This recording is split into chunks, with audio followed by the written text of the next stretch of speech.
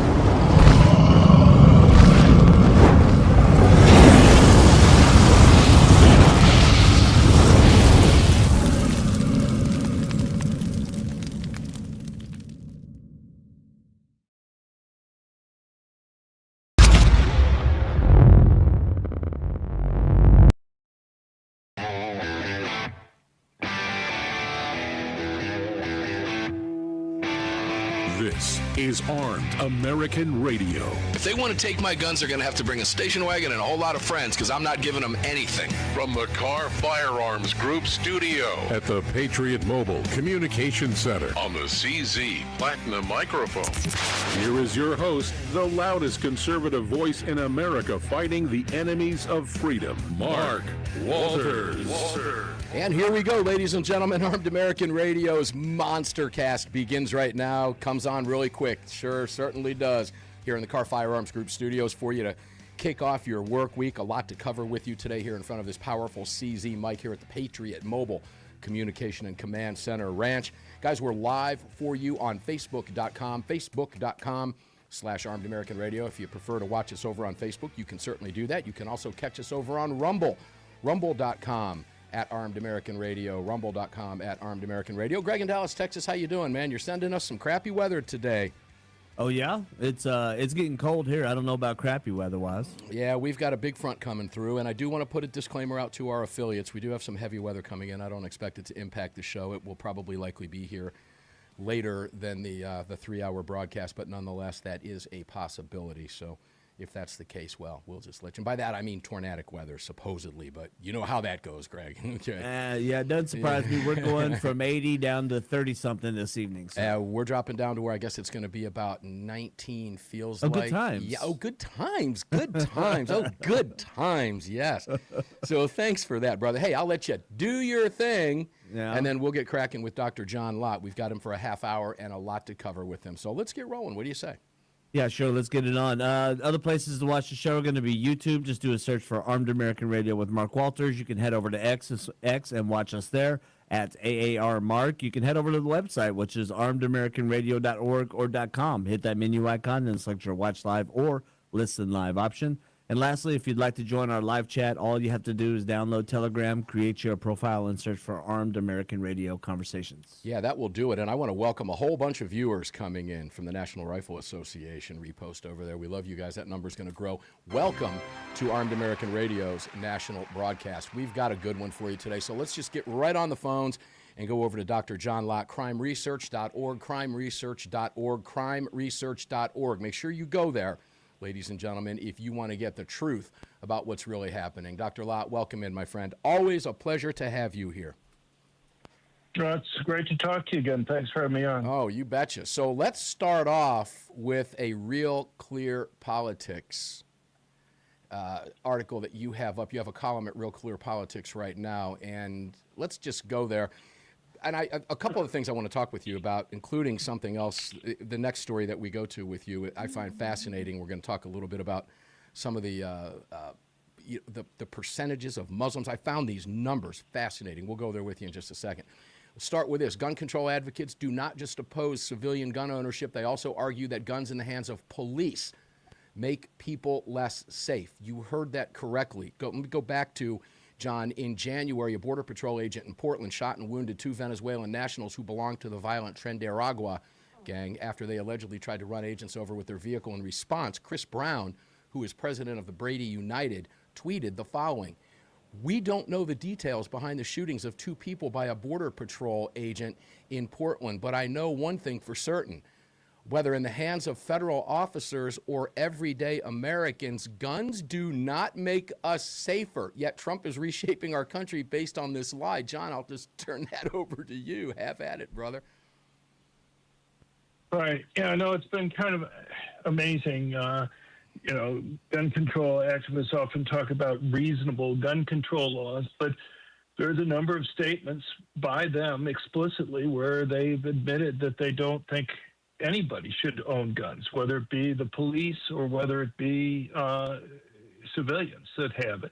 And it's not just comments by her that are similar. You have recent comments by Shannon Watts, the president of Moms Demand Action, who says police violence is gun violence, and that why our movement must be responsive to that as well.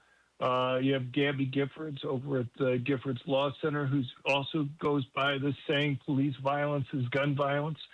And of course, a couple of years ago, Gabby Giffords, in an interview with Time Magazine, was asked the question about what her goal is.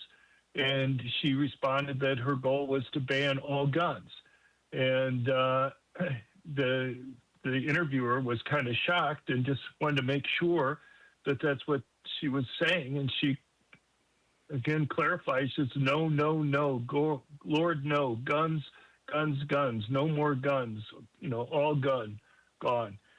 And, I don't know how much more explicit that they can be about that, but, they'll go and they'll point to something like the UK and say, look, the UK has police officers. Most of them don't have guns. They have a low homicide rate. So maybe they're saying that's evidence that it's good. Ignore is that right. Before they had all the gun control regulations that they have currently in the UK, they had even lower murder rates relative to the United States. You can go back. There's an excellent book by Joyce Lee Malcolm, a historian from Harvard University Press, called Guns and Violence. And basically she shows that in 1900, 20 years before they had any gun control laws in the UK, London, Greater London area, an area of over 8 million people, had a total of 2 gun murders. Guns very commonly owned, but virtually no gun crimes, like 5 armed robberies that had occurred. I can't even get my mind around such low numbers. But, that was well before they had any gun control. In fact, the gun control they had nothing to do with concerns about crime. In 1920, it had to do with the fact that you just had all these unemployed soldiers who had come home from World War I. You just had the Bolshevik Revolution in Russia, and they were fearful that they would have the same type of revolution in the UK. And so what they wanted was to make it very costly with the gun control laws for lower or middle income people to own guns to protect them against that type of revolution occurring. Well, John, but it's when you have Gabby Giffords, and I do want to point out, as you point out in the Real Clear Politics piece, that the last 2 statements, and let me read them again, ladies and gentlemen, for you. Police violence is gun violence, and that's why our movement must be responsive as well. That was from Shannon Watts, Moms Demand Action, which is a very silly name, too, by the way, when you think about it, ladies and gentlemen. You're smart enough to figure that out. Police violence is gun violence, proclaims Gabby Giffords with Giffords Law Center. And as you point out in Real Clear Politics, the last 2 statements are from 2021 and 2020. So their opposition to police having guns isn't a new focus. Have they re-clarified those statements at all subsequent to those statements being made in 20 and 21 that you're aware of? I'm not. No, I haven't seen anything. And as far as the Brady United goes, it's not just the tweet, but you can go, and I have the link to their website, where they go and they're making a similar statement right now about police having guns is violence. John, so the same type of statement. What do you surmise is their point with that statement? Why make it at all? Well, I just think they believe the world is a safer place if they ban all guns for both civilians and police. And you see this Mamdani in New York wants to go or has talked in the past about replacing the police with, kind of mental health experts to go out and take care of things. If you really think that having a mental health care professional going in for domestic violence is going to be safe, good luck with that. But it's just, there's a reason why police carry guns, because they're often dealing with violent individuals, and you're not going to be able to talk your way out of every situation. There was a situation just recently in New York City where there was a domestic violence incident. The police officer had gone in there, and obviously his body camera caught the entire thing there, but it's like he did everything possible to de-escalate the situation and backed up a tremendous distance. But the man still came after him with a knife, and it was necessary to go and shoot him. Mamdani basically expressed sympathy for the man who was shot and didn't express any sympathy or laud the behavior of the police officer who had gone out of his way. But, if he thinks that having a mental health care professional would have turned out any better with the mental health care professional who's unarmed, it's likely that that professional would have been killed. Well, just imagine what's going through the criminal's mind when he sees no law enforcement armed showing up.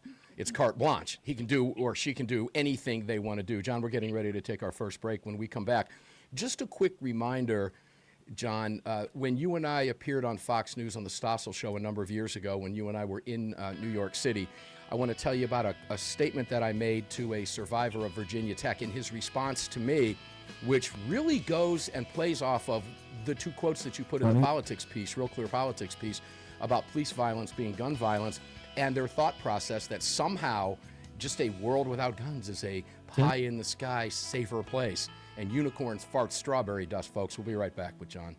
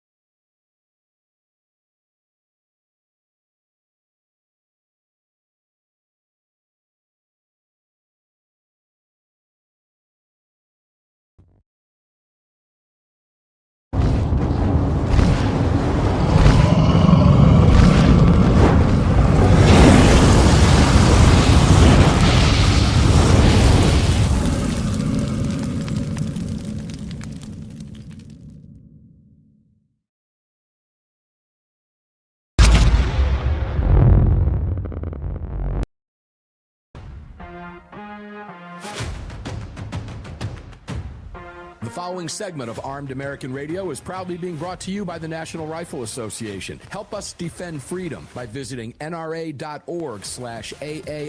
and join today. Welcome back to the show. Yeah, welcome back to the show, ladies and gentlemen. You're in the Car Firearms Group studios with me, Mark Walters, filling your prescription for freedom today and every day in these CZ studios on Monday through Friday. Car Firearms Group studios on the weekend. Patriot Mobile Ranch is lit up for you. The CZ mic is fired up. It's brought to you by the National Rifle Association. You just heard that rejoin. Ladies and gentlemen, you know, the National Rifle Association is based in Virginia, and we're going to spend some time talking about Virginia today because we have to, because of the tyranny now underway in that state. And guys, if you want to help defend freedom, the National Rifle Association is your #1 place to start. Join us, won't you please, at nra.org/AAR, nra.org/AAR, and help us fight the gun rights oppression that is going on all across this country right now. If you live behind the blue wall, you know exactly what I'm talking about. And if you live in Virginia, Lord knows you know what we're talking about there. So please, the #1 thing you can do is join the National Rifle Association at nra.org/AAR and take advantage of the discounts over there. Just join us for a year. If you don't want to part with any donation, that's fine. Just join us for a year and get in on this movement to help restore our gun rights. We've got a lot of work to do behind the blue line, and the NRA is there fighting every single day on your behalf and my behalf. nra.org/AAR. All of our great partners can be found at armedamericanradio.com. Dr. Lott, welcome back in, my friend. So, I want to remind you of, you and I were at Fox News a few years ago when we did the Stossel show. And when we did the Stossel show, a young man who was wounded at Virginia Tech, he was shot 4 times. I believe his name was Colin Ferguson, if I get his name correct. And I asked him a pointed question while we were in the green room. And I said I was very sorry what happened to him. I was glad he was okay, and I was. And I said, I have to ask you a question. If we could wake up your dead classmates and ask them, or tell them, I should say, that this is going to happen to them in 10 minutes and they can make a choice right now to be armed or disarmed, how do you feel they would react? And his response to me, John, was very telling. He said, Mark, more guns are not the answer. I said, you honestly believe if they knew it in advance, they would prefer to die rather than graduate, get married, live their lives, fill out a career, retire, see their grandkids, live their life? And he said, Mark, more guns are not the answer. John, that's a disingenuous response, but to me it's a response that signals exactly what we hear from these people like Shannon Watts and Gabby Giffords, okay? That just this pie-in-the-sky dream of no guns anywhere ignores the basic fact, John, that there are already 500+ million guns in this country, and they're not going anywhere. So it's a talking point, no doubt, but it's a dangerous one at that, isn't it? Well, I guess I would answer a little bit differently. What I would point out is that, look, we've tried banning guns in the United States. They've tried it in Washington, D.C. and Chicago. Murder rates, violent crime rates went up. People went and said, well, you know, those weren't really fair tests because unless you ban guns every place in the country, people could still get it from Maryland, Virginia, from Illinois, or Indiana or Wisconsin. But the problem is that we've also, I mean, first of all, it would have been nice if they had told us that it was going to fail when they passed those laws. But you can look around the world, and what you find, that whole countries that ban guns, even island nations, which don't have a neighbor to go and blame, have banned guns. And yet every single time that either all guns or all handguns have been banned, murder rates have gone up, often by 3, 4, even 7-fold increases immediately after the ban goes into effect. And, you know, and the bottom line is pretty obvious. What happens is that you may take a few guns away from the criminals, but if it's basically the most law-abiding good citizens who obey the law, all you've done is make it easier for criminals to go and commit crimes.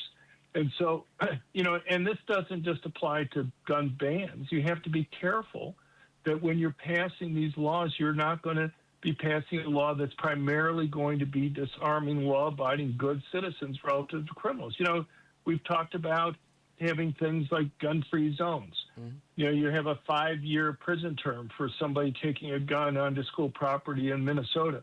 Well, you know, for you or I, that's a huge penalty. Our lives would be completely destroyed if we became a felon and had spent 5 years in prison.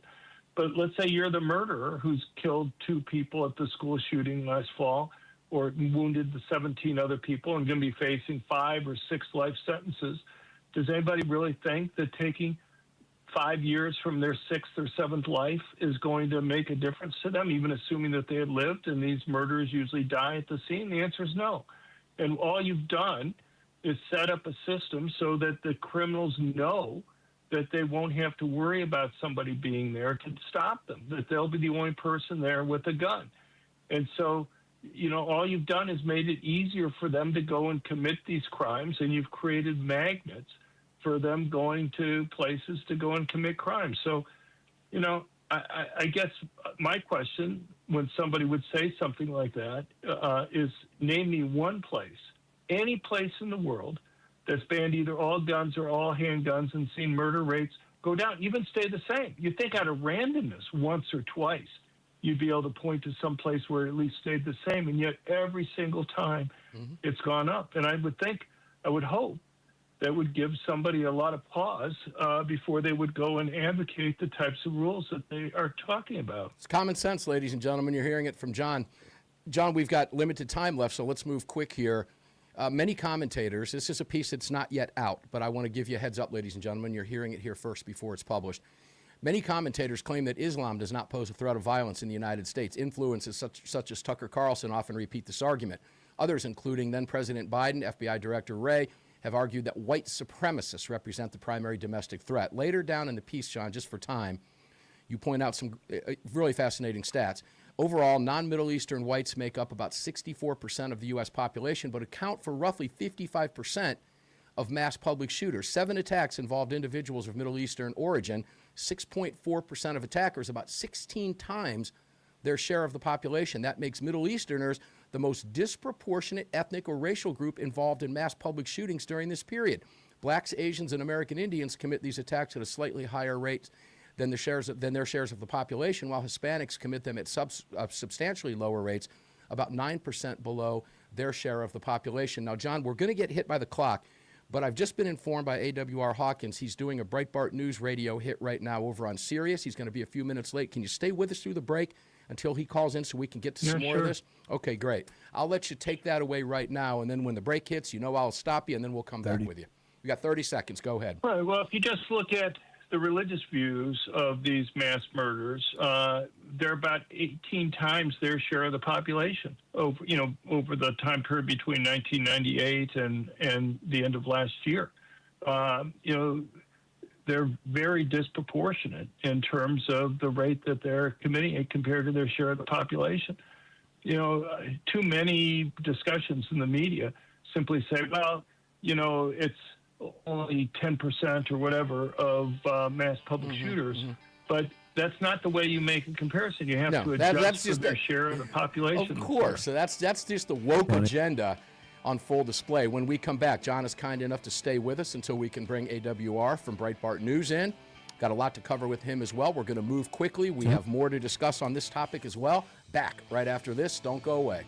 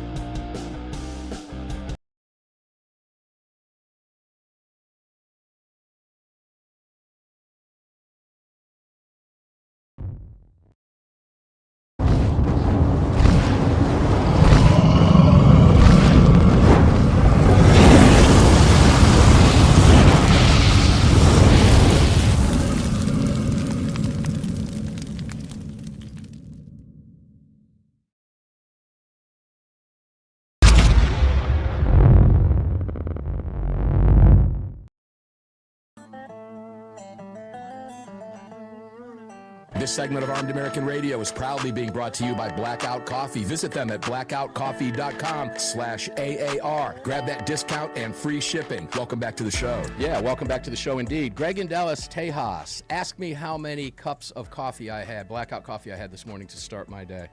Mark, how many cups of Blackout Coffee did you have to start your day? Guess. I'm going to say 2 the size of a pot. It was a pot. Yeah, It was a pot. no doubt. And I will be drinking it. I've already got it set to go off at midnight. Oh. I'm going to have to be up with Huey all night because little Huey, my guard Shih Tzu, is terrified of rain because she knows rain means thunder and lightning, and it's just going to be a long night at the ranch. But that's okay. I have Blackout Coffee. Ladies and gentlemen, you can too. Blackoutcoffee.com is the real deal. Blackoutcoffee.com/AAR. Take advantage of all the great discounts over there. Get you some gear. They've got some really cool stuff. It's blackoutcoffee.com. Support the businesses that support us. You get a good, strong cup of coffee. It's great stuff. You support Armed American Radio, and Blackout Coffee donates to every single gun rights organization that you participate in. That's pretty cool. You can find them and all of our other great partners, including Bud's Gun Shop, Crossbreed Holsters. All of them are there for you at armedamericanradio.com, armedamericanradio.com. We'll talk about WTTA, the Pot of Gold auctions, coming up after the next break. Let's go back to Dr. John Lott, who was kind enough to stay here with me until AAR Hawkins gets here, who is now currently working alongside Breitbart on Sirius XM, doing God's work of the Second Amendment and getting the truth and facts out to as many people as we can while this show is airing as well. Dr. Lott, welcome back. So I want to go back to your statements here in this, because to me, it's fascinating when you break down the percentages, John. What is it that makes it so hard for people to understand the quote-unquote per capita issues, that it's per X amount of people, that it's per population? Why don't people understand that? Or do they just choose to ignore that because, well, it's easier and the truth just doesn't fit their narrative?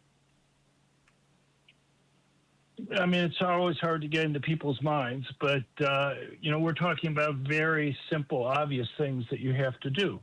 If a group makes up 10% of crimes, but they make up, less than half of 1% of the population, you have to realize that they're very disproportionate in terms of the share of the crimes that they're committing. Anybody understands that. Nobody goes and wants to compare the total number of murders in Texas with the total number of murders in Wyoming or someplace like that. Everybody would go and realize that you have to put it in per capita terms. But for some reason, when you're talking about things like mass public shootings, and the United States has a population of almost 350 million people, they'll compare it to other countries that have a quarter or, 1/60th the population that the United States has. If they did it in some other context, that they would make the adjustment. If they were just comparing murder rates across places, they would look at rates, not just the total number of murders.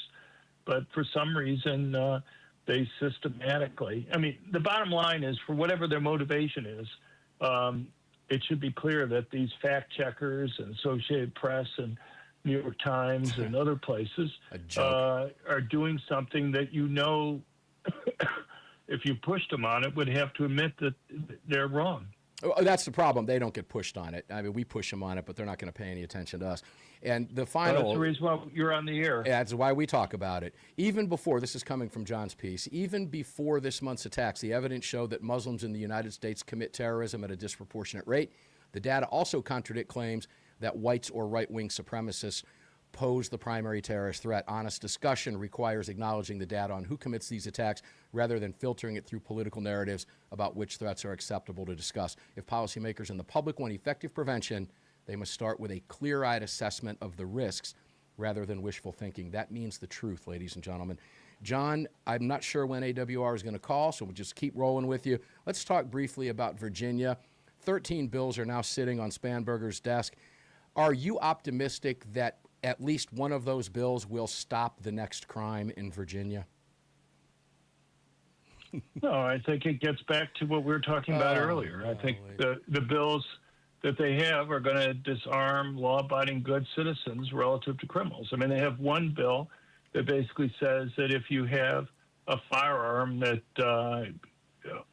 has a threaded barrel, or which basically means it can take a suppressor, or if it has has a magazine that holds more than 20 rounds, then you're not allowed to carry it on the streets. You're not allowed to go and or transport it on streets or other places. So if, the vast majority of AR-15s, for example, have threaded barrels, that means that people aren't going to be able to take it off their property. They're not going to be able to go to a shooting range with it to practice. It's just crazy stuff. There's one bill that would basically ban any concealed carry permit holder from taking a gun into any type of government building that's there. Interestingly, state legislators are exempt from that restriction. Yeah, law enforcement, state legislators, they exempt themselves. Isn't that cushy, ladies and gentlemen? Right. So, they're just going to create a lot of gun-free zones. And, the irony that we've talked about before is you create these gun-free zones. It makes it so that more of these attacks occur for the reasons that we were talking about in an earlier segment. It actually creates magnets for these attacks. And rather than going back and getting rid of the gun-free zones, they're just going to use it to go and push for even more regulations, even though the gun-free zones essentially created targets that were attractive for these killers, because they know that they would be the only person that would be there that would have a weapon. And, their goal is to commit suicide, but they want to get media attention. They know if they go to a place where their victims aren't able to go and defend themselves, they're going to be able to go and kill more people and get more media attention.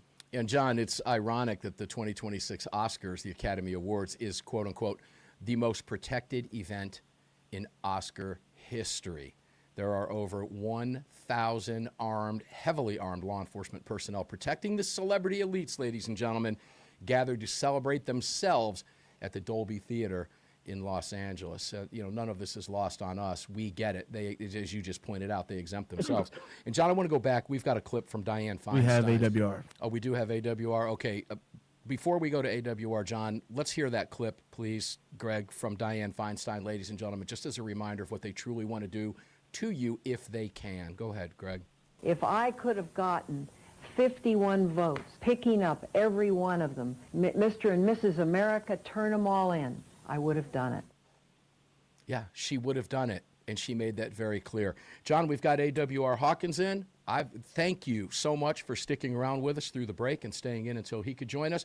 I appreciate everything that you do. Ladies and gentlemen, you can follow John Lott. Everything he writes, the facts, the truth, is all there for you at crimeresearch.org, crimeresearch.org. You can donate like I do every month, like Greg does, like many people do, and you can help get the facts out there, the truth. It matters, ladies and gentlemen. The lunatics on the left hate your guts. Their ultimate goal is to disarm you. That is exactly what they're attempting to do in the state of Virginia through attrition. We'll talk more about that as the program marches on today. Greg, do we have enough time to go to AWR? Or should we just hold it off through the break? You can. It's going to be short. All right, let's just go to him. Let's bring AWR Hawkins in real fast. AWR, how you doing, my brother? It's good to have you here. Thanks for jumping in. I know you've been busy. Good to be with you. Sorry for being late. I had another obligation that popped up with another show, and I apologize. You don't have to apologize. I made it clear that you were pushing the Second Amendment issues on Breitbart News over on Sirius XM. We appreciate you doing that and helping get the truth out to as many people as we can. A-Dubs, we're getting ready to take a break. When we come back, we'll go to you and some of your writings, one of which I just referenced was the 98th Academy Awards. And, well, how they're all armed, protecting themselves, while they're all moaning, griping, complaining, screaming, and whining about our gun rights. And they all support Spanberger and the Democrat, let's call it what it is. It's tyranny in the state of Virginia. If you live in Virginia, we made up a word on Friday's show. You've been tyrannated, ladies and gentlemen, if you live in Virginia. Basically, you're screwed. We'll be back with AWR Hawkins right after this. Don't go away. If I could have gotten 51 votes, picking up every one of them. Mr. and Mrs. I would have done it. We urgently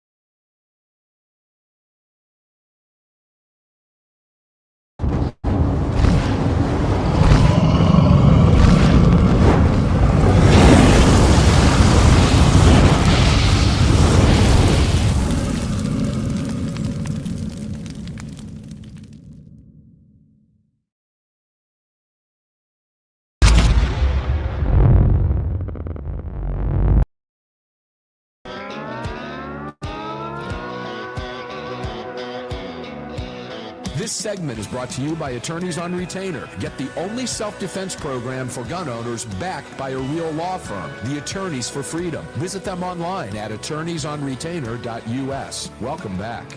Welcome back, indeed, to the Car Firearms Group studios. The reminder for you that if you don't have an attorney in your hip pocket, and that's what this card is that I'm holding up if you're watching the show, and thousands of you are, well, you're doing yourself and your family, your community, and your country a disservice, ladies and gentlemen. The taxpayers a disservice. Attorneys on Retainer can keep you out of the slammer. And remember, you are not entitled to an attorney unless you are charged with a crime. So why wouldn't you have one right out of the box? God forbid the worst day of your life happens and you need to use that firearm you carry every single day, you're going to wish you had an attorney. And that at that moment, it's too late if you don't have this card in your wallet. We make it real simple for you. Attorneysonretainer.us/AAR. Attorneysonretainer.us/AAR. It is $37 a month. Get off your duffs and get it done. It is the single best thing you can do if, in fact, you are a gun owner. And you are. That's why you're listening to this program or you're contemplating it. Okay? Attorneysonretainer.us/AAR. And be able to call your attorney instantly and let them handle it through an investigation up to and hopefully keep you from being charged. But God forbid you are, you'll have a team of 4 lawyers in your back pocket. Attorneysonretainer.us/AAR. AWR Hawkins, welcome back. So I already covered the Oscars. We know those hypocrites over there are being protected by tons and tons and tons of guns. We already know that. So having said that, AWR, I want to fold up the Old Dominion shooting with about 4 stories that you've written. So let me just go through these headlines. We'll kind of tie them all together. Biden DOJ refused to prosecute man who later sold gun to Old Dominion shooter. Old Dominion University is a gun-free campus until it's not, ladies and gentlemen. Person arrested for supplying gun to Old Dominion shooter. And the serial number obliterated on the gun used in Old Dominion attack. And the Soros-backed Commonwealth's attorney blames Old Dominion shooting on a quote-unquote cult of gun absolutism. Help me out here, brother. Oh, yeah. Well, it's a gun-free zone, so it's a gun-free failure. It's hard to think of a high-profile shooting where numerous people were killed that didn't occur in a gun-free zone. It really is hard to think of such a attack. And so this is just another one that followed the same pattern. And again, you want to talk about a pattern. Here you have Biden. Biden couldn't wait to ban guns, but he sure wasn't going to get into enforcing gun laws.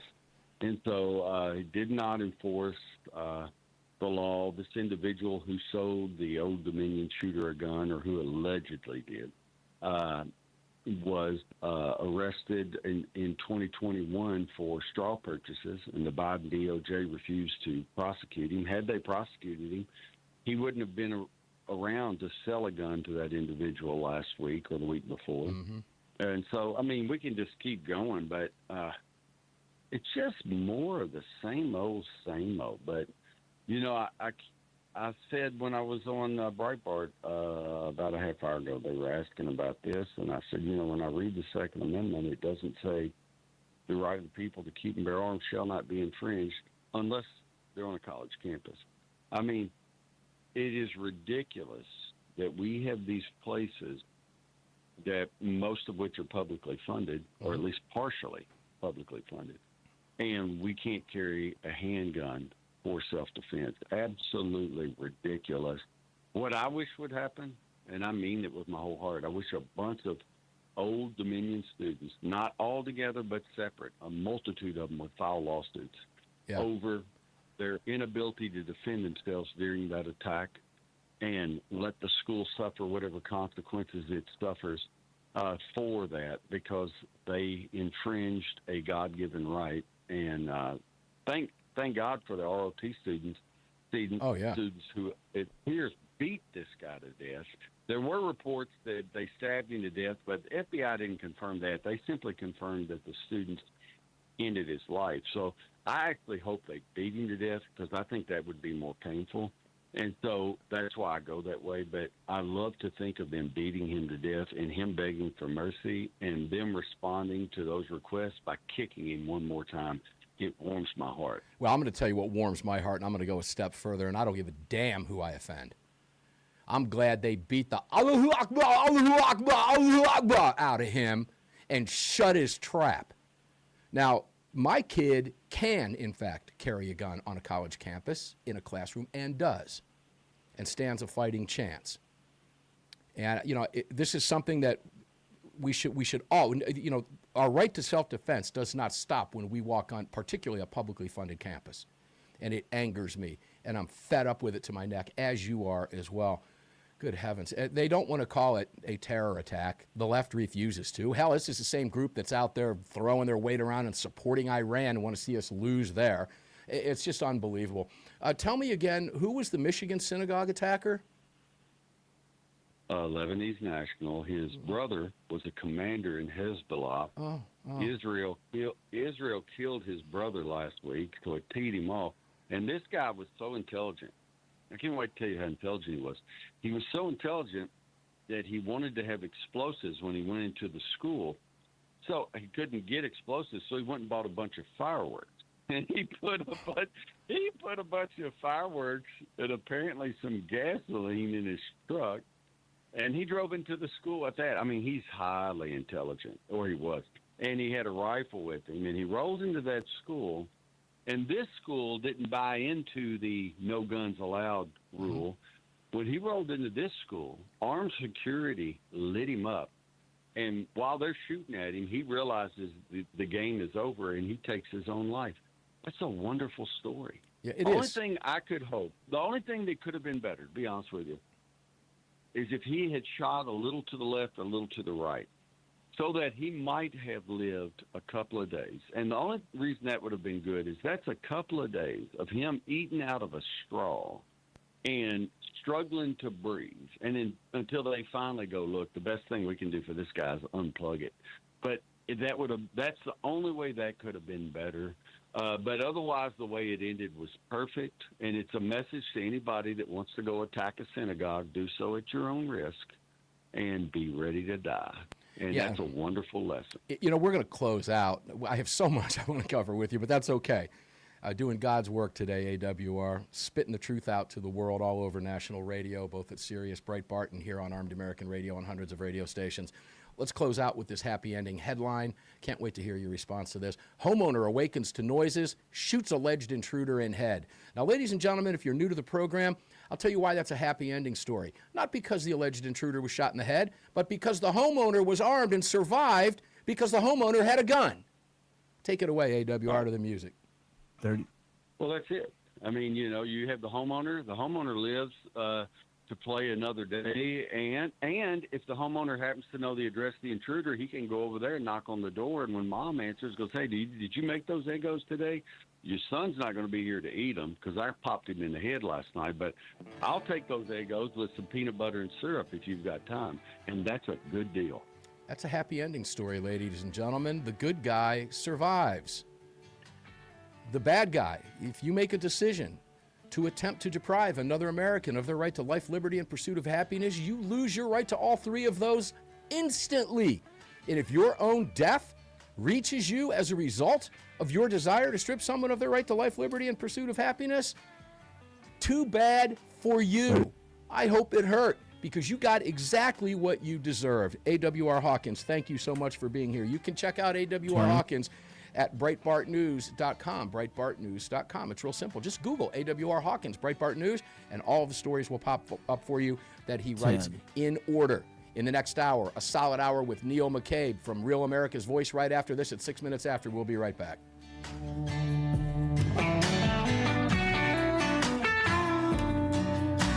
You just filled your prescription for freedom on Armed American Radio with Mark Walters, the loudest voice in America fighting for gun rights.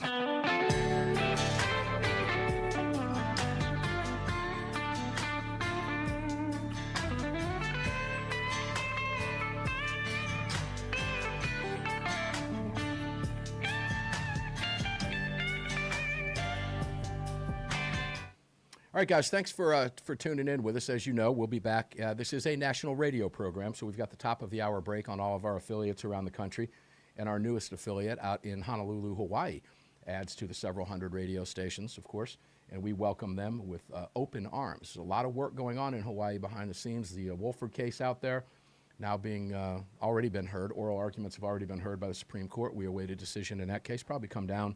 Well, it could come down at any time. It'll probably happen sometime around May or June, as normally happens with a gun case, but I could be wrong about that. In the meantime, if you would be so kind, if you're watching the program for the first time, regardless of where you're watching us, please subscribe to us on YouTube and make sure to ring that little bell so you get notified when our shorts go up a couple times every day, and help us take our social media back. We would appreciate that greatly, because YouTube, a lot of times, it's their ball, their bat, their field, and that's cool. That's fine. I get it. That's their deal. But if you want to make, sometimes they don't see, you don't get notified even when the shorts go up. So you got to kind of go over there yourself and do it. But it certainly helps out if you would subscribe to us over there. So help us out with that algorithm. We appreciate it. Repost us on X if you would be so kind. Follow me over at AAR Mark, AAR Mark. Those of you that use Facebook, facebook.com/Armed American Radio. And, of course, you can do the same thing at Rumble. We will be back right after the break here at 6 minutes after with Neil McCabe, who hopefully will be on live camera with us if you are watching the show. Of course, Neil McCabe, reporter, television reporter, news reporter in Washington, D.C., with Real America's Voice. He'll be with us for the hour. We'll talk some politics in Virginia and all that fun stuff with Neil right after the break. See you in a few minutes.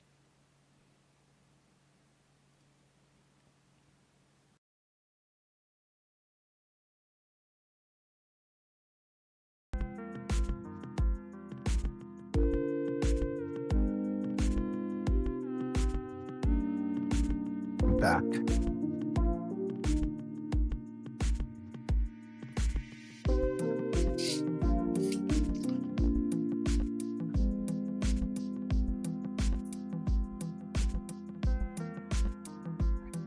Yep.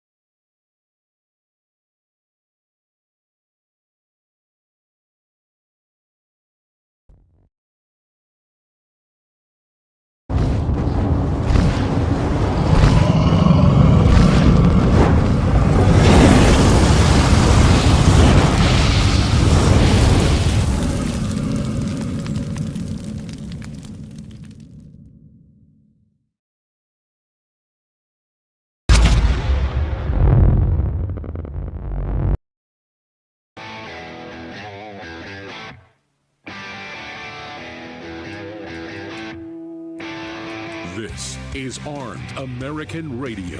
If they want to take my guns, they're going to have to bring a station wagon and a whole lot of friends, because I'm not giving them anything. From the Car Firearms Group studio at the Patriot Mobile Communication Center on the CZ Platinum microphone.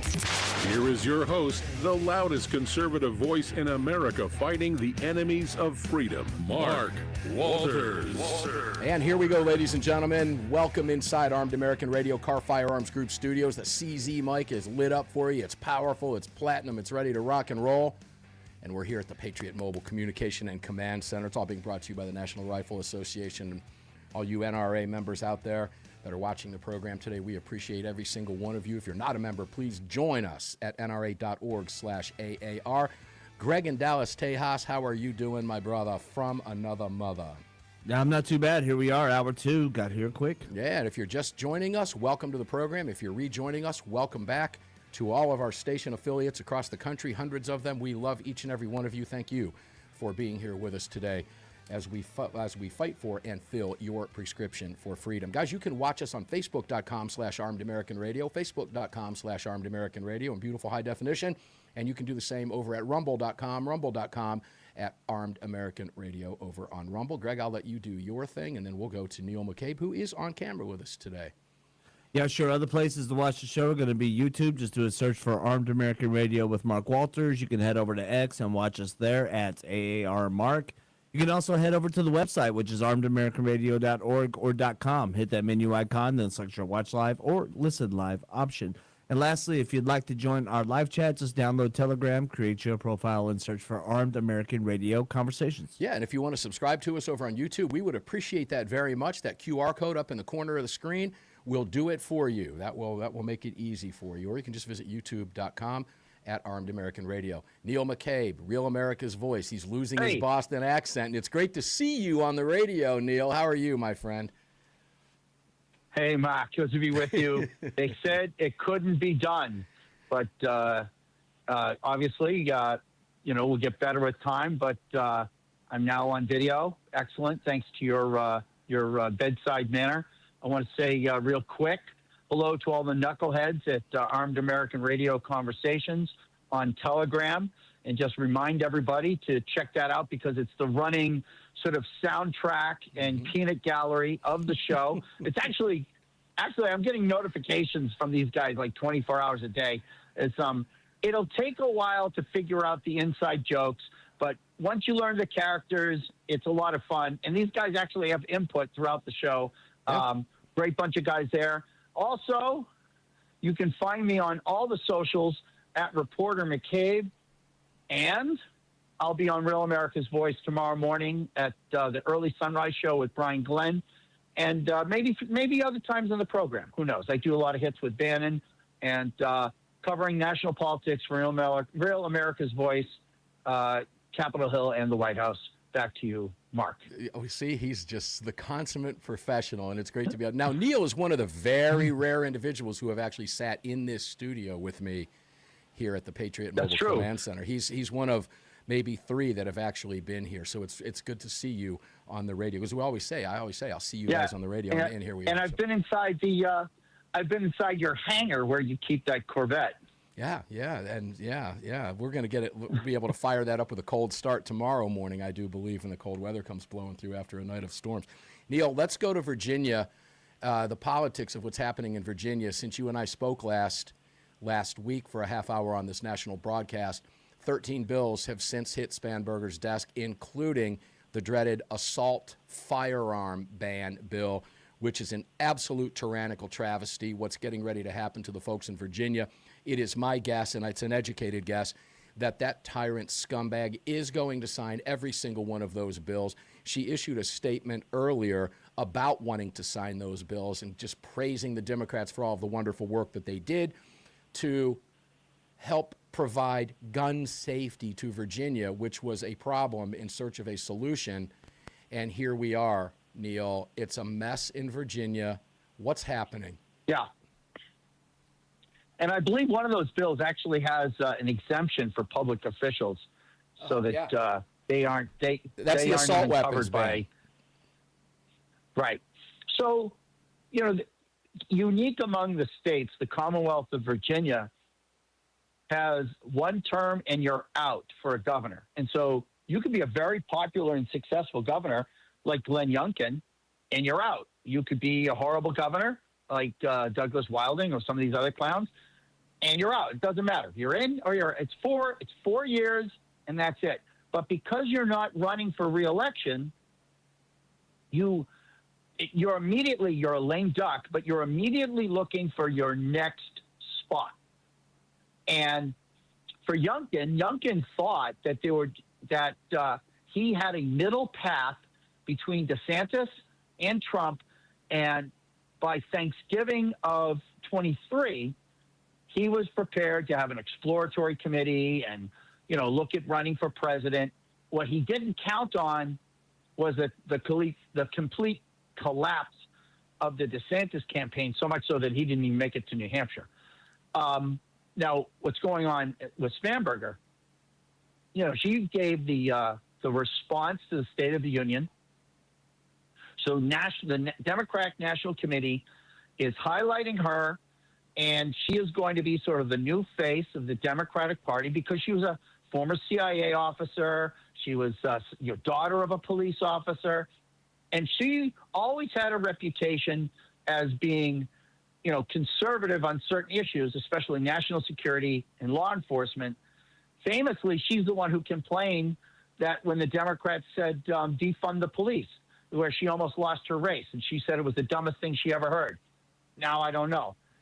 She is running for either for president in 28, or she's going to pick off one of the senators, Mark Warner or Tim Kaine. My guess is that if she gets strong enough as governor, Mark Warner will decide that he doesn't want to run, and he'll just he'll return to private life. But she has no path forward as the governor. And so just to I'll stick the landing on this, Mark, is she had a choice. She could have gone ahead with that sort of moderate, in the middle, govern from the middle, how she campaigned. Instead, she went hard left, which means she's not listening to the signal. Everyone listens to the signal from the tower. And you should be listening to the voter tower, not the donor tower. And that's the problem. The donors want the hard left stuff. Because remember, back when she was a congresswoman, she was negotiating with Kevin McCarthy about flipping to be a Republican. Like that's how out of the mainstream of the Democratic Party she felt. And she's now completely come back to Satan. And it is on in Virginia. And we'll see what can happen. The Republican Party in Virginia is decimated and confused. 10 years ago, it was dominant. And it was a joke to be a Democrat in Virginia. Now look at it. It's just horrible. Well, it's just horrible. there are 2 points that you mentioned. First one, term limits. Let me go to term limits first, because you're absolutely correct. And there's a danger in politics. Everybody screams for term limits. Here's the danger with term limits. When that sitting congressman or governor, whoever it may be, knows that they're termed, they're going to do whatever they want to do. Now, she has absolutely, let me dovetail that back to the second point that I want to make. She does not have any fear of having to moderate or move to the middle because of the wipeout in the House of Delegates picking up those 18 seats in the Commonwealth of Virginia. There's no incentive for her to do that whatsoever. She will continue to go farther and farther and farther left. And when we're looking at what's getting ready to happen with guns, because she's going to sign every one of those bills, Neil, there is no reason for her whatsoever to even think about moving to the middle under these circumstances. Is my assessment correct there? Yeah, there's no, and the legislature and the House and Senate, that was competitive. I believe that when Youngkin won in 21, he actually won the House, and he was within 5 seats of getting the Senate. Yeah. They actually were competitive. In 23, Youngkin raised maybe $30 or $40 million and campaigned all over the state to try to hold the House and pick up seats in the Senate. And it was competitive, but I mean, he got no help from the National Republican Committee. Like I don't know why the Republican National Committee completely ignores Virginia because let's take this to the break. It's a culturally conservative state. Yeah, it is. Yeah. Unfortunately, I got to go back, and you know my mom. You've met my mom. You've broke bread here with my family at the ranch. We have barbecued and grilled while armed together. And my mom famously made a statement to you a number of years ago in 2020 when she was concerned about Trump losing the election. She said, maybe there's just more of them than there are of us. And that may very well be the case in Virginia. We'll continue the conversation with Neil McCabe. And in fact, when we do come back on that topic, is that why there's a level of complacency? And I'll explain what I mean by complacency, because there was a quote-unquote rally held on Saturday in Virginia to fight against the bills we know she's going to sign. I'll explain what happened with Neil when we come back.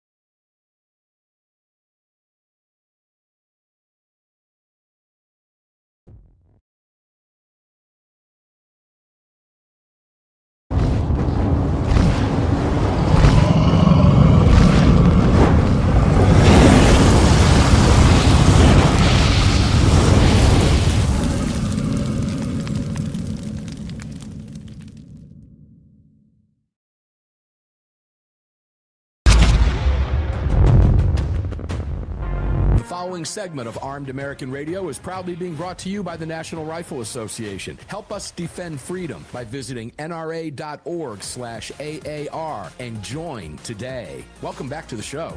Yeah, guys, that's your homework assignment, okay?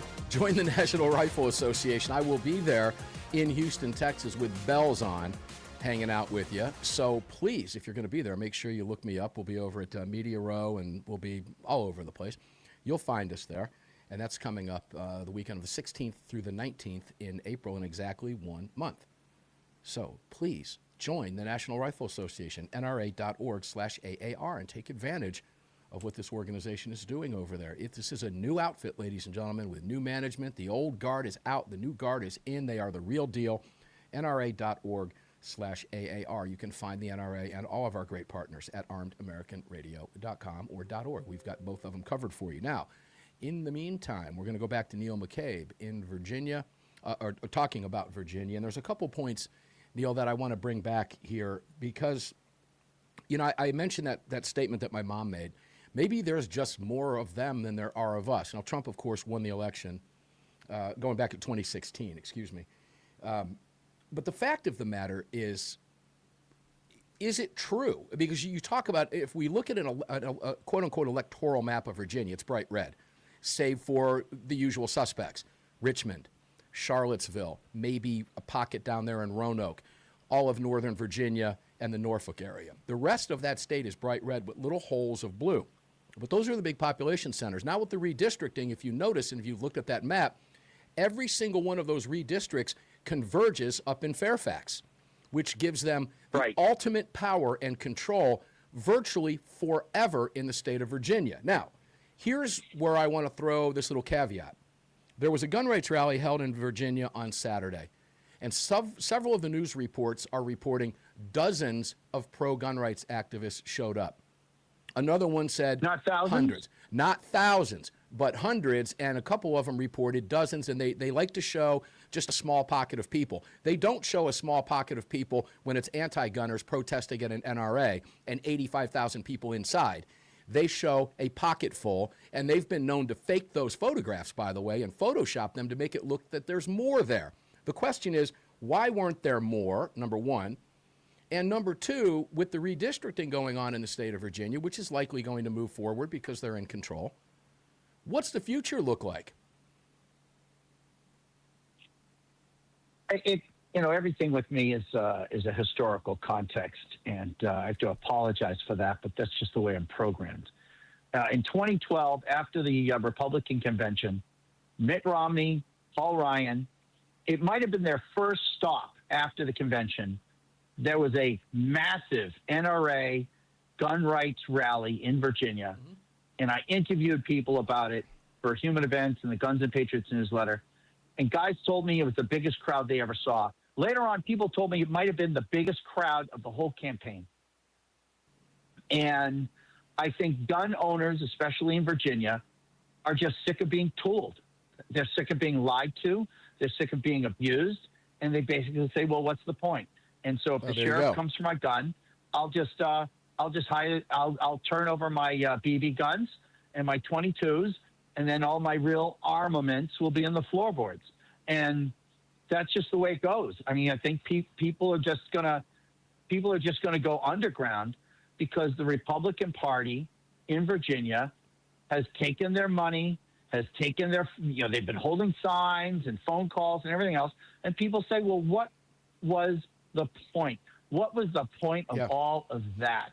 And, the thing is, too, if you show up at these rallies, right, someone takes your picture, finds out you're a lawyer, they go after your law license, right? Someone takes your picture, finds out you own a plumbing, that guy Joe the plumber, right? Joe the plumber had that argument with Obama once.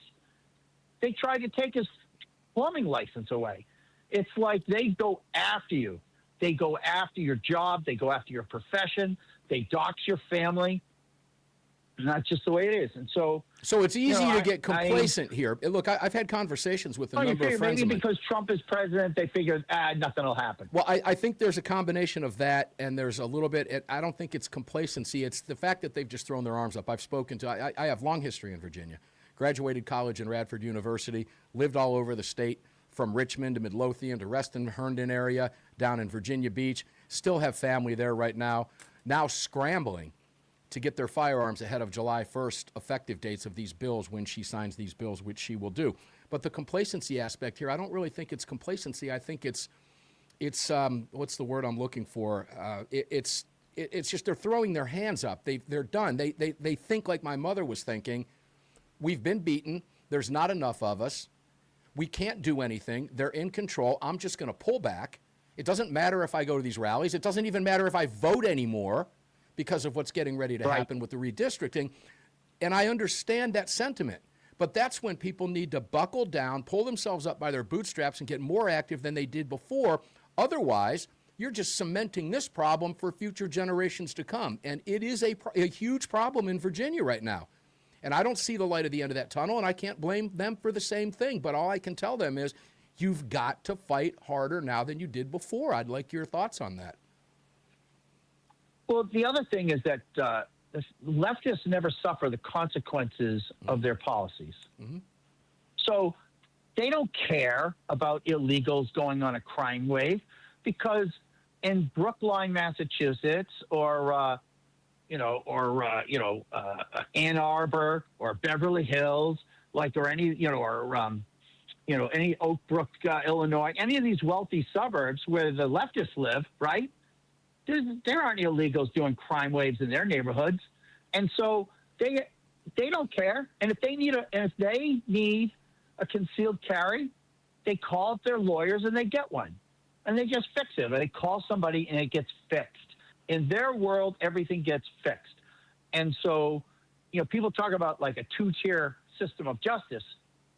It's, what you have is you have an elite that has their own rules, their own sort of, everything works great for them. Like you talk to them, you go to some cocktail party, Fairfax County or Georgetown, right? They're like, everything is fine. Why are you complaining? That this country is great. And for them, it is great. But for the rest of us, it ain't. And that's the problem we have. I don't know how to fight it. It's, Virginia pioneered the practice of giving illegals driver's licenses and then allowing people to register to vote with a driver's license. Mm-hmm. Like, that's the whole point. The whole point of Motor Voter was getting illegals on the voter rolls. That's something Clinton did. And he said, it was going to expand the electorate and everything else, but it was done to get illegal from the voter rolls. And nobody, like the few states, did it as well as Virginia.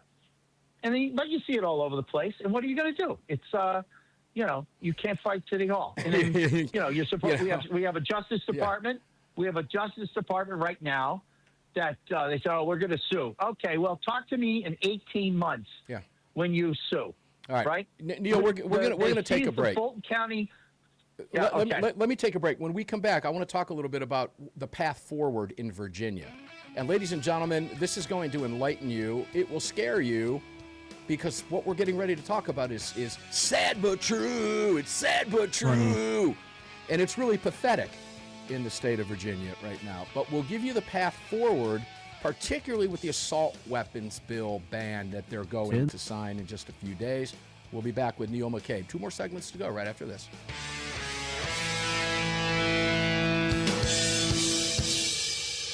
All right, guys, I want to mention something here to you because I do look at the chats while we're moving along through the show.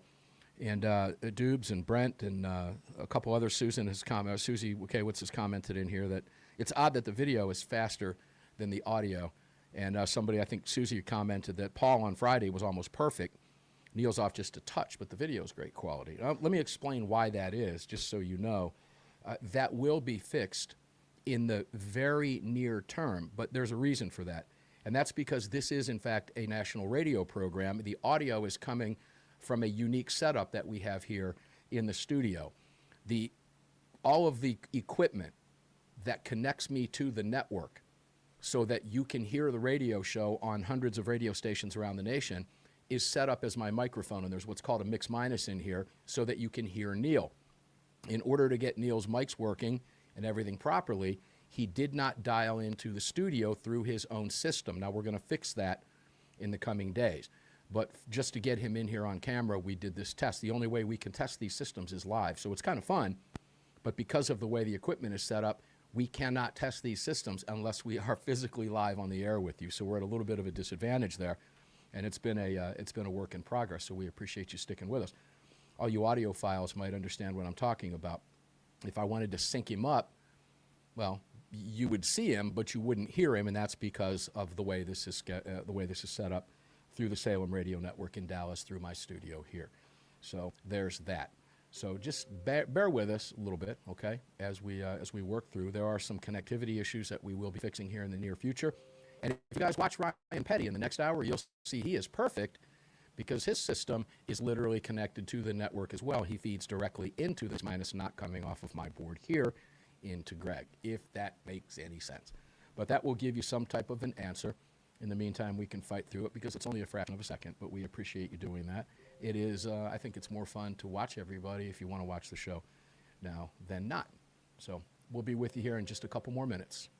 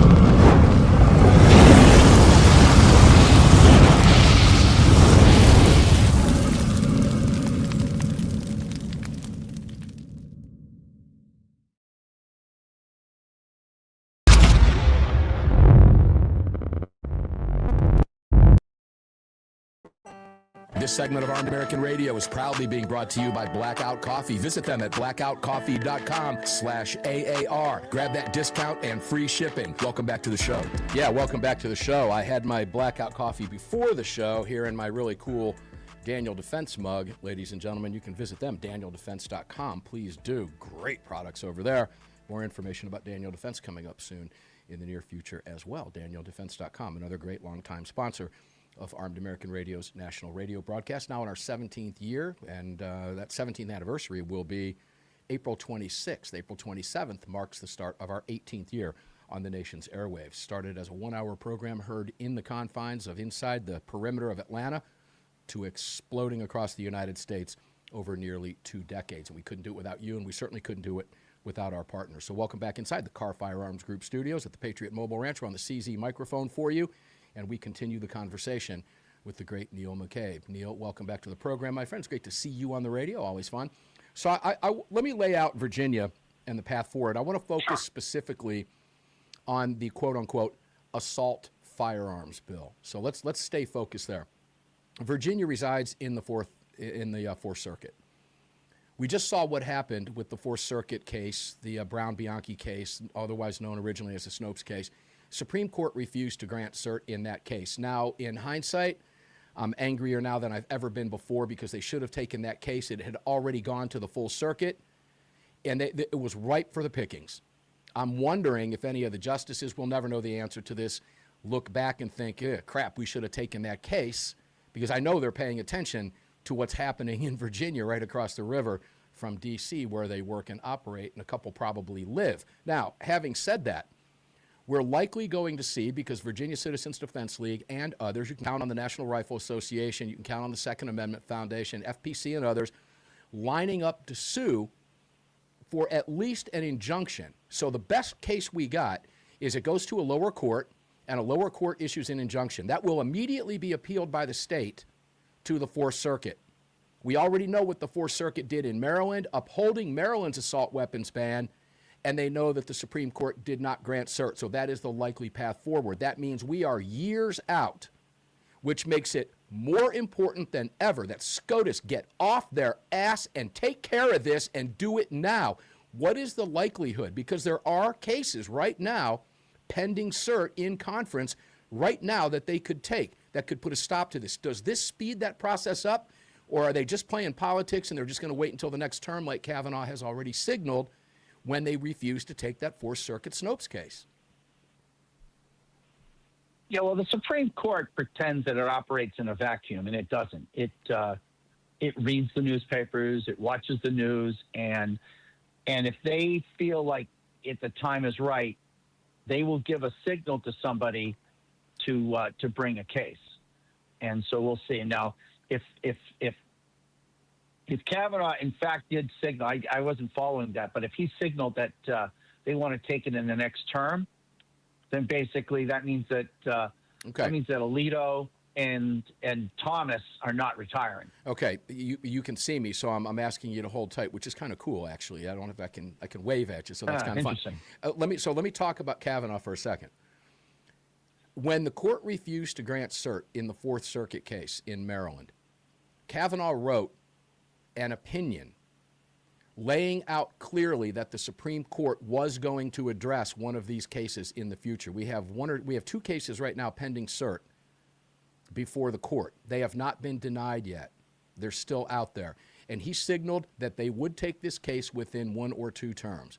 So they still have time to take one now. It's unlikely. I'm wondering if maybe Virginia speeds that process up just a tad bit. I'm hopeful that it does, because we would have a decision, probably no sooner than next summer if we're lucky. But the bottom line is we are confident. Alan Gottlieb, founder of the Second Amendment Foundation, has made it very clear on this program on more than one occasion, multiple occasions, more times than I have fingers on both my hands, that if they take that case, whichever one it is, we win it, hands down. And the reason why is because you go back to the Bruin test, you go back to Heller, you go back to McDonald, particularly Heller, where guns cannot be banned that are in common use. These are clearly in common use. And they made it very, very clear out of the Fifth Circuit that magazines, there are over 100 million of them out there. There are tens and tens of millions of them out there. So what they're trying to ban is in common use. There are more AR-15s than there are F-150 pickup trucks on America's highways. Neil, the court is going to take one. Hopeful what happened in Virginia speeds that process up and gets them off their duffs so that they handle one of these cases, which would put a stop to at least that aspect of Virginia's gun control initiative. Well, there are also other remedies, Mark. When there was a Senator Byrd from Virginia who was filibustering one of President Johnson's civil rights acts. He called up Byrd and he says, "Hey, Harry, it's Harry Byrd, I think his name." He said, "Harry, I got some bad news." "What's that, Mr. President?" He says, "Yeah, the Navy just told me they have to close the Navy base in Norfolk." He says, "Well, you can't really do that. There's like 20 ships there. There's 100,000 sailors." The president's like, "Hey, I'm sorry." Johnson, when Bobby Kennedy criticized Johnson's conduct of the Vietnam War, Johnson closed the Brooklyn shipyard. And that was like 20,000 jobs, right? That's the way things used to be done. And so I don't know why people aren't getting on there's plenty of federal government installations and agencies and money flowing into Virginia. I have no idea why somebody hasn't gotten on the phone with the governor and said, back off. Well, that's if you interesting. want a war, you'll get one. Yeah, that's interesting because I hadn't heard it from that perspective, and I hadn't even thought about that. That sounds like something that would come from the mouth of Donald Trump at some point. Yeah. But at this point in time right now, he's got other pressing issues right now. How at the forefront is Virginia's gun control to the administration and the DOJ? At this point, I'm not real simple, sure. Right? You just say, listen, CIA headquarters is in McLean, Virginia, and you just move it. we're moving it. That's it, no problem. And you can take whatever's left and turn into a parking lot for all I care. And we're going to move it to somewhere else. And we'll move it to Pennsylvania. We'll move it to Hawaii. We'll move it to Ohio. But it's like we have to use our leverage. We're not completely powerless. There are things that can be done. It's just that we have to use power the way they use power. You know, and the other thing is we're unwilling to burn majorities. Everything with us as Republicans in Congress is about we have to protect the majority. We have to protect the majority. We can't do anything scary. We can't do anything controversial because we have to keep our majority so that we can do nothing with it, right? Mm-hmm. That's the point. Whereas, look at the Democrats. Barack Obama passed Obamacare, Dodd-Frank, first 2 years of his term. He lost the House. He lost the Senate. But Obamacare, 15 years later, is the law of the land. And guess what? The Democrats took over the House. They took over it's like you don't lose the House and Senate forever, right? It comes back. And it's like we don't get anything done. And under Youngkin, we didn't get a lot of stuff done because everyone wanted to be nice and everyone was afraid. And we'll see. We'll see. I think that people in Virginia, the gun owners and the conservatives in Virginia need to get on the stick. And maybe they don't think it'll happen. Or maybe they're not paying attention. But this Governor Spamberger, she campaigned as a moderate, and she is governing as a Bolshevik. Yeah, well, there's no question about that. And, you know, I understand a lot of people, as we said, it's not a complacency issue. It's just I've thrown my hands up here, okay? I feel defeated. Right. I'm at a point now where I just don't give a crap. I'm not even watching the news. As far as I'm concerned, they don't exist. I've got my guns. I'm going to live my life. I don't know. I'm not changing anything about the way I live, even though, ladies and gentlemen, that these bills can put you in prison. And I'm going to make this very clear to you. If the Democrats can pop you and make you an example, they will do it. Make no mistake. They absolutely 100,000 gobzillion% will do it. We don't want it to be you. Next question when we come back from the break, Neil. How involved will the DOJ get with Trump's new DOJ executive actions, making sure that Second Amendment isn't classified as a second right or a second-class right, et cetera? When we come back, will the DOJ step up here on behalf of Virginia citizens? Remains to be seen. Armed American Radio's Monster Cast. Hour 2 is going to wrap up with the great Neil McCabe right after these messages. Don't go away. One more segment to go with Neil.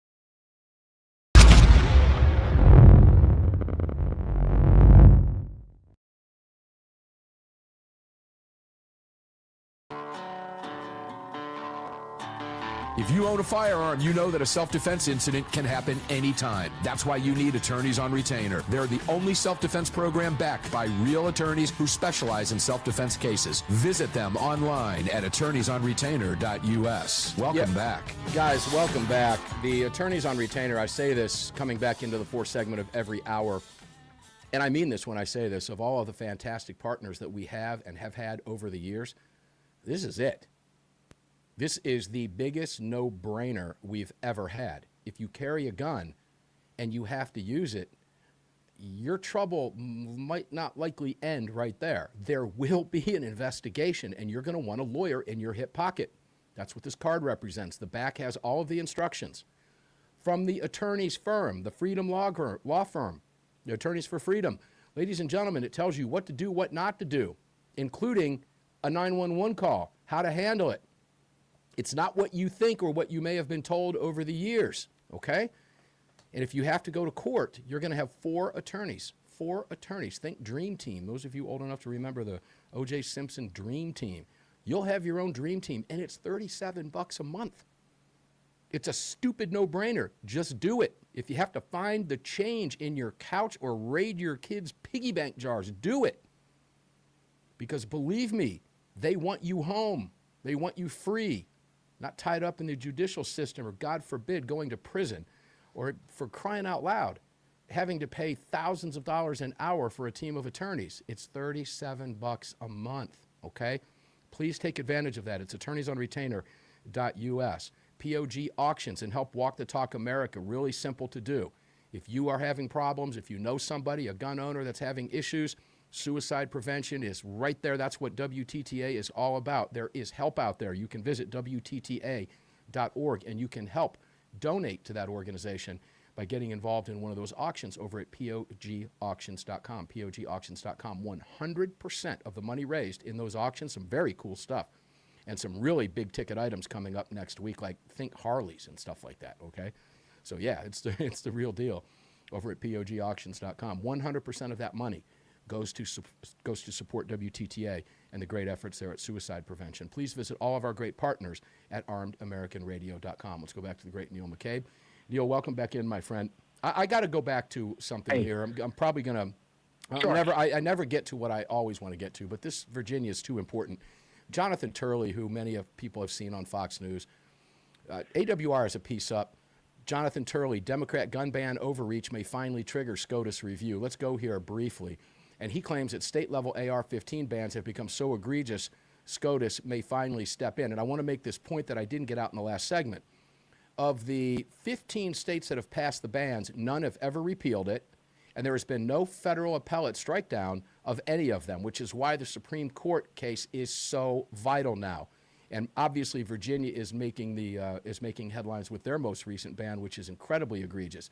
But you also have in Minnesota Senator Matt Klein, Democrat, pushing a similar AR-15 ban, but there's a caveat.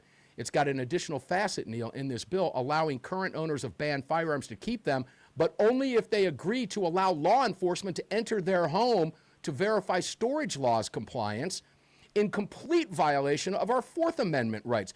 These, I have to be FCC friendly here, and I can't call them what I want to call them. Put your own expletives in there, ladies and gentlemen, but these people will never stop. Now, we'll be talking more about this in the next hour in the roundtable, but this is the home inspection deal. If the Democrats could do it, they will do it, Neil, and it is high time. Do you agree with Turley here that SCOTUS is now going to take one of these cases? The answer to that is going to be yes. It's just a matter of when, and is my belief. Yeah, and I don't know this for a fact, but I suspect that because of the circles that Turley hangs out with, that he knows exactly what's going on in the Supreme Court. And, so I would even suspect that he was tipped off by someone in the Supreme Court that something would come down. That's interesting because according to AWR's piece, and I quote him, Turley again, he's referencing prominent 2A rulings going back to 2008 Heller, and here's what he had to say. We have a Second Amendment protection of gun ownership with over 490 million guns in private hands as of 2022. In 2008, the Supreme Court handed down a landmark ruling in District of Columbia v. Heller. We know that case is, obviously everybody knows that case, recognizing the Second Amendment as encompassing an individual right to bear arms. The Supreme Court further strengthened that right in New York State Rifle and Pistol Association v. Bruen. That's the famous Bruen case from 2023. We're now 4 years removed from that come June when that decision came down. And he noted that the Democrats' chief target, the AR-15 rifle, is, quote unquote, the single most popular gun in America. Neil, this is ripe to be struck down, and it needs to happen now. It's so popular. It's so popular that people make muskets in the AR-15 style. Yeah. And so I'll bring up something else about Heller that not everybody realizes. That Ted Cruz, he was either Solicitor General or Attorney General of Texas.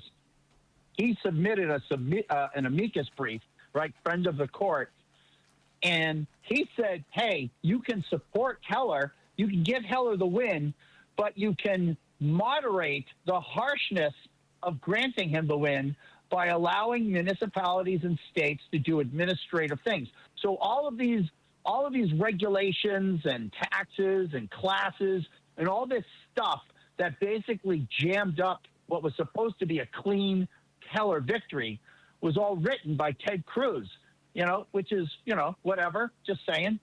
Well, the Heller decision is interesting for a lot of reasons. I wish we had another hour with you, because Scalia stayed inside the guardrails in Heller. I would have loved to have seen him come outside those guardrails, but he did not. And I understand why he didn't. Well, that's how he got the votes. Correct. Right? Because he basically got the votes by saying, we're going to give him the win, but we're gonna hollow it out so you can't. So that's why you need every other decision. Heller should have been the last decision you needed, but because Heller was basically balanced out on the inside of the decision, that's why you need McDonald. That's why you need Bruen. That's why you need everything else. Yeah, and the Bruen decision, of course, is a first of its kind, changing the way it is viewed by looking back at the historical analog dating back to the founding. Now, where that comes into play, and this is where the Democrats take advantage of it, because they know they're going to be challenged in court. It doesn't matter to them. They don't care. They have incredibly deep pockets. They have endless money, and they just don't give a crap, Neil.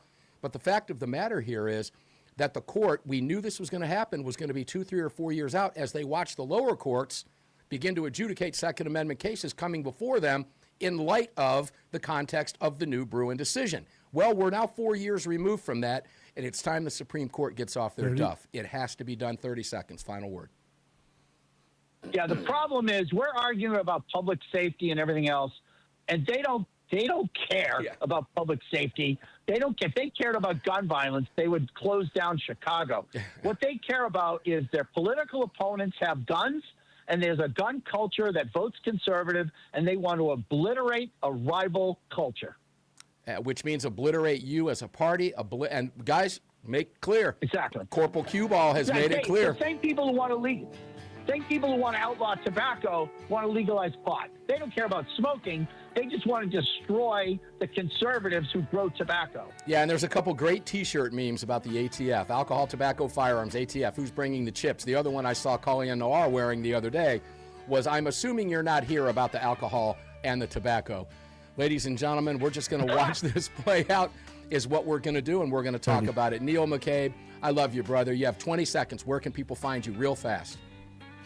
You can find me at Reporter McCabe on all the socials, Mark. Boom. Have a good week, everybody. All right. Thank you, Neil. We appreciate it. It's great to see you on the radio, my friend. Ladies and gentlemen, that's the great Neil McCabe from Real America's Voice. When we come back, a classic AAR roundtable with CEO of Car Arms, Justin Moon, Parkland father Ryan Petty, and, of course, former law enforcement and combat vet Brad Premo. Back at 6 after.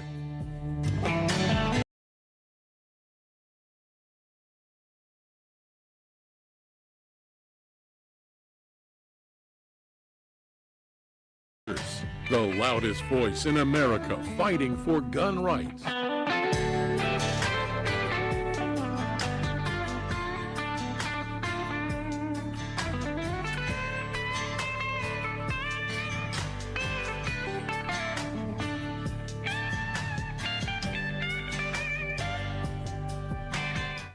All right, so those of you who are watching and watch religiously and not just listen, I've been letting this beard grow. Greg, can you bring your mic up for just a second, Greg?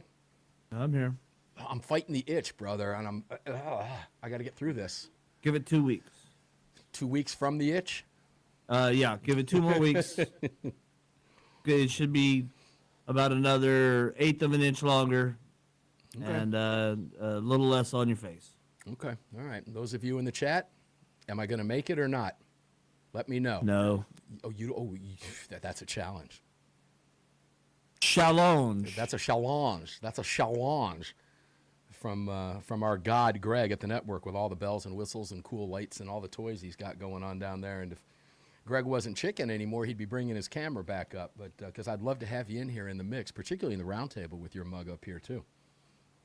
But we will have Ryan Petty will be on camera for you. And those of you who were talking about the audio and video being a little bit out of sync, you know what it is, Greg? As we say, it's just a cable. Yeah. And that cable requires an additional mixer to go in there, and we're going to get that for you, folks. It's just. By the way, I just wanted to point out, I just looked at your beard on the live shot. Aww. I know. Aww, isn't that cute? There's a little bitty beard going on there. All right, guys. Get some good sausage during the break today. Anyway, I'll tell you what I'm going to do right now. I'm going to take a quick biology break. How about that? Do it. Take a quick biology break, and when we come back, we'll have Ryan Petty on camera for you in beautiful high definition with matching audio because he will be dialing into the network directly. And, there is another way to fix that, too, and that's just give everybody else that comes in one at a time that same link. But then I wouldn't need the cable. But that might not work for everybody. We'll see. But always fun to have Neil here. And the round table, guys, I'm going to tell you this right now. There was I have a group chat with the folks in the round table, and we talked throughout the week. And Greg, there was so much going on. It was normally something I would have copy and pasted to you, Greg, because I know you want to get in on the conversation, this one in particular. But Justin's all over the Iran war and what it means and some of his fears. And Brad and Ryan and I were chiming in. Very lively discussion. That will no doubt come up in the next few minutes. So stick around with us, ladies and gentlemen. We will be back at exactly 6 minutes after the hour with the live broadcast third hour with a classic roundtable with Ryan, Justin, and Brad. So hang with us. Go get yourself a beverage. Chill out. Relax. See you on the flip side of this break.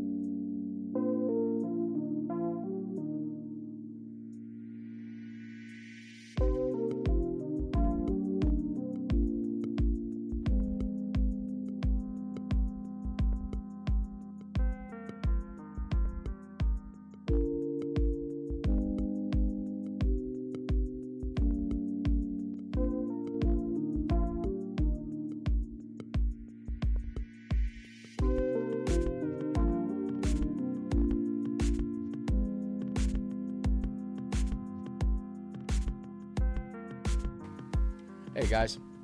So whenever I'm on air, I generally get a text message from somebody, and I had 3 of them come in today wanting to know what kind of guitar this is sitting behind me. Is that just a prop? No.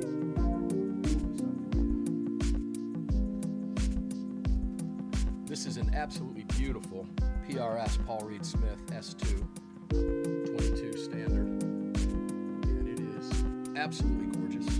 I wish I was ripping it right now, but we'll do that after the show today. Can make this thing sing. Got some locking tuners on it, PRS locking tuners. This guitar was made in Maryland. I've got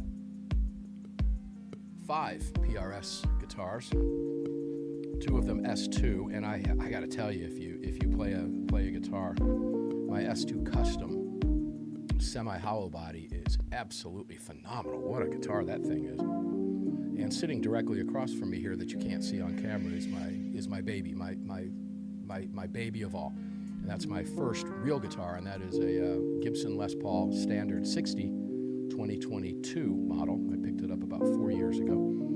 Blueberry Burst. It's absolutely gorgeous, and sometimes that sits behind me. So there you go. If you ever have any questions about the guitars, because we change them out from time to time, depends on what I'm playing and what I'm rocking, when I'm peeling the paint off the neighbor's walls, feel free to ask in the chat. Be more than happy to answer. Love talking guitars, because I got a bunch of them. So those of you who play, you get it. You know what I'm talking about. We'll be back here in a couple minutes with you folks. Thanks for sticking around. Great roundtable lined up for you. See you in a second.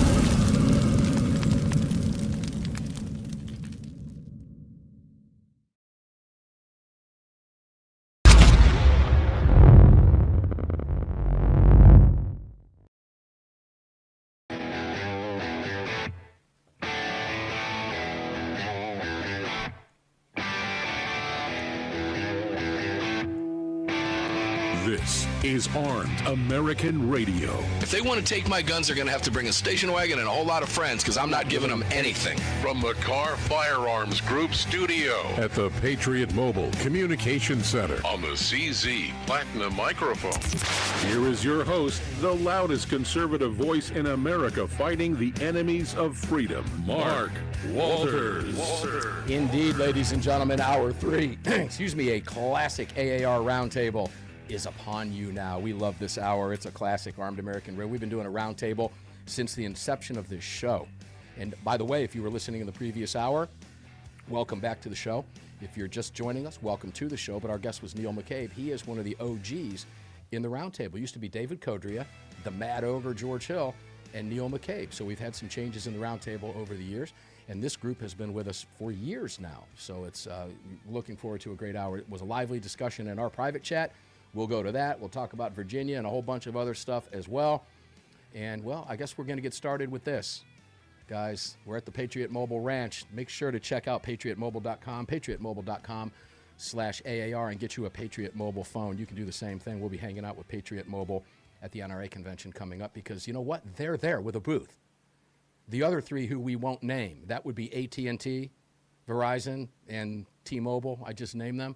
Yeah, they won't be there with a booth, but Patriot Mobile will be at the NRA convention and SHOT Show and other conventions across the country.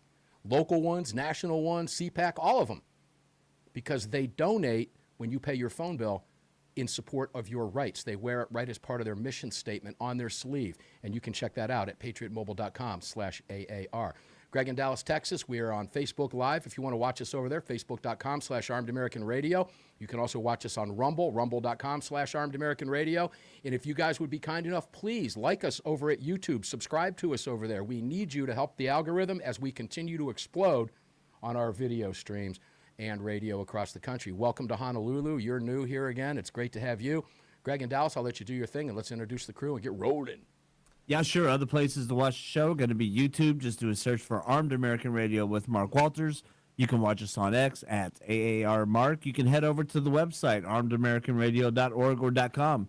Hit that menu icon, then select your watch live or listen live option. Lastly, if you'd like to join our live chat, just download Telegram, create your profile, and search for Armed American Radio Conversations. Yes, we appreciate that very much. And if you're watching, you can see that QR code up in the corner of the screen. That will take you right to our YouTube channel. So help us out over there, please. We appreciate you very much being here. Let's start with Brad Premo, CEO of Lead Slingers, combat veteran and former law enforcement officer. We have a lot to talk with you about today, Brad. As always, how you doing, my brother? Doing great, Mark. How are you? I'm doing woundaba. Thank you for being here, as always. Did you get a chance to grill hard this weekend? I'm just curious. You know what? I grilled pizza last night, as a matter of fact.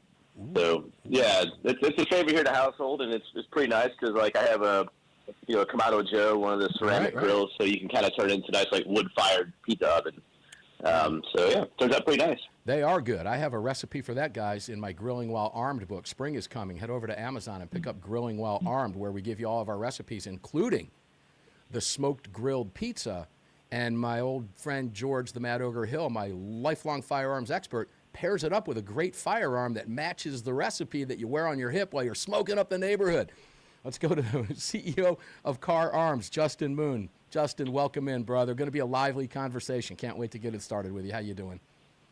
Doing good, Mark. Thanks for having me. Guess what? You know we're going to be talking about Iran. You know we're going there, right? I hope not. Well, we're going to have to. And Ryan Petty is up on screen on camera with us right now. He's chuckling. We got you live, Ryan. How you doing, my friends? Always a pleasure to be here. Great to be here with you, Mark. Great to see you on the radio. Yeah, we get to see each other on the radio. Guys, let's start with this. Brad, I'm going to start with the group chat. I'm just going to go there. There's a lot of concern about what's happening in Iran right now, and that was evidenced in the group chat between yourself, Ryan, Justin, and me, and I kind of stayed out of it. I was watching this conversation develop, and I was fascinated. I would like you to echo your concerns about Iran and what it means for us home here as we face a terrorist threat, which is just another reason why we all need to remain armed and vigilant. Brad, take it away.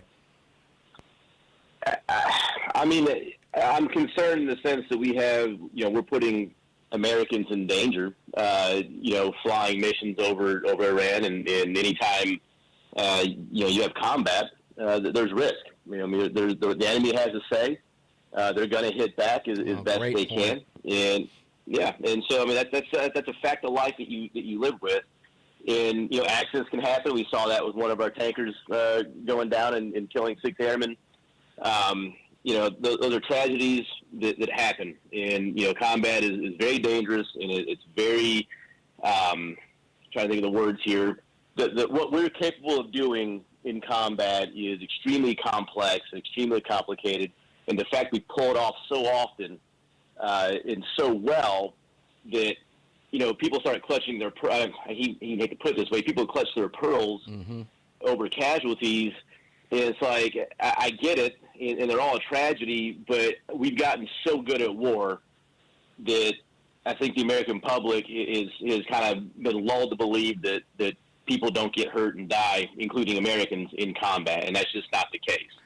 Do you know? Do you know what the number is?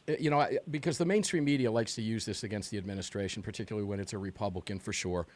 As far as combat deaths, you know what the number is? It's incredibly low. They're all tragic. But we are decimating a nation live as we speak, and we've had so few deaths. Right. I mean, we had the 6 or 7 that were killed in the missile strike in Kuwait. If you count the 6 airmen in the tanker that went down due to an accident, so we're up to 12 to 13 killed in action. I've seen as many as 130 wounded. which is to be expected when you have indirect fire like that. Right. But like, in my estimation, though, I think that what we're seeing a lot is an effort by our adversaries using media to discourage and demoralize our fighting spirit. Because if you look at what we've done to Iran, they're using top-of-the-line Russian and Chinese equipment that we have made look like children's toys. Yeah. Right? They have nothing that can stop us.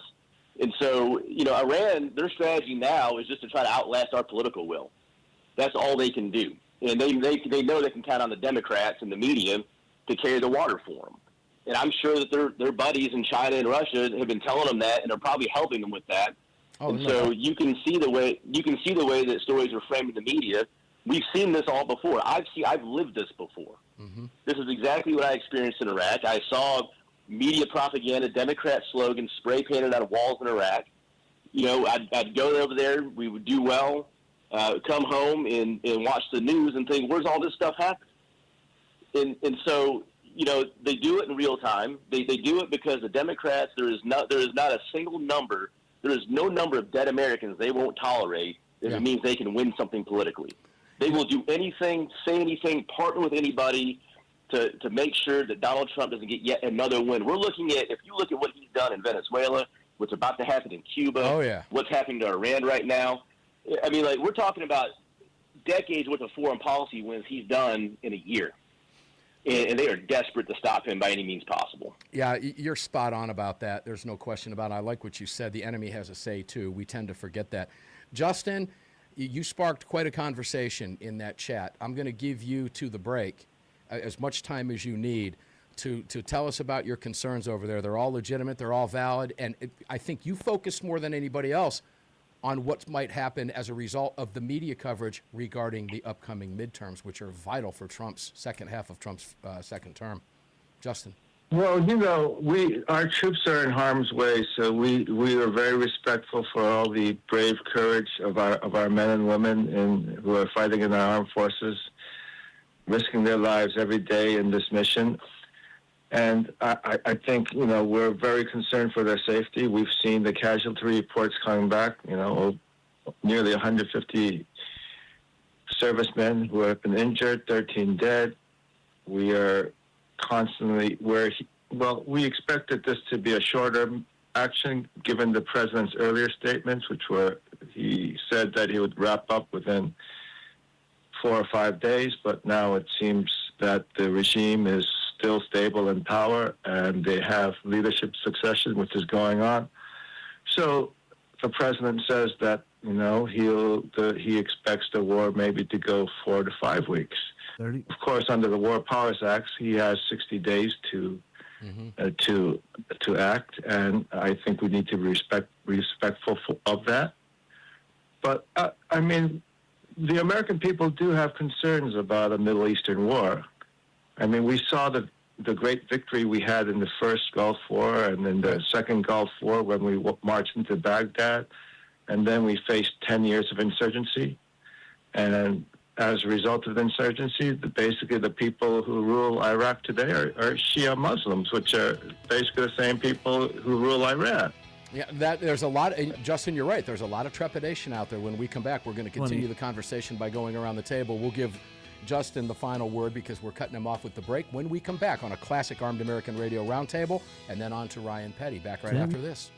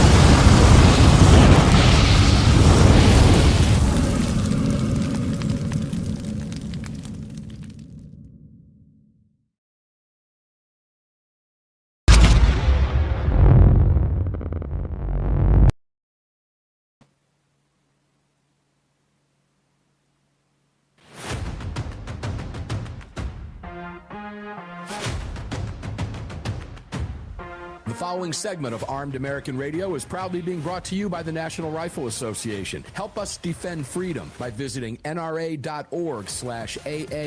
and join today. Welcome back to the show.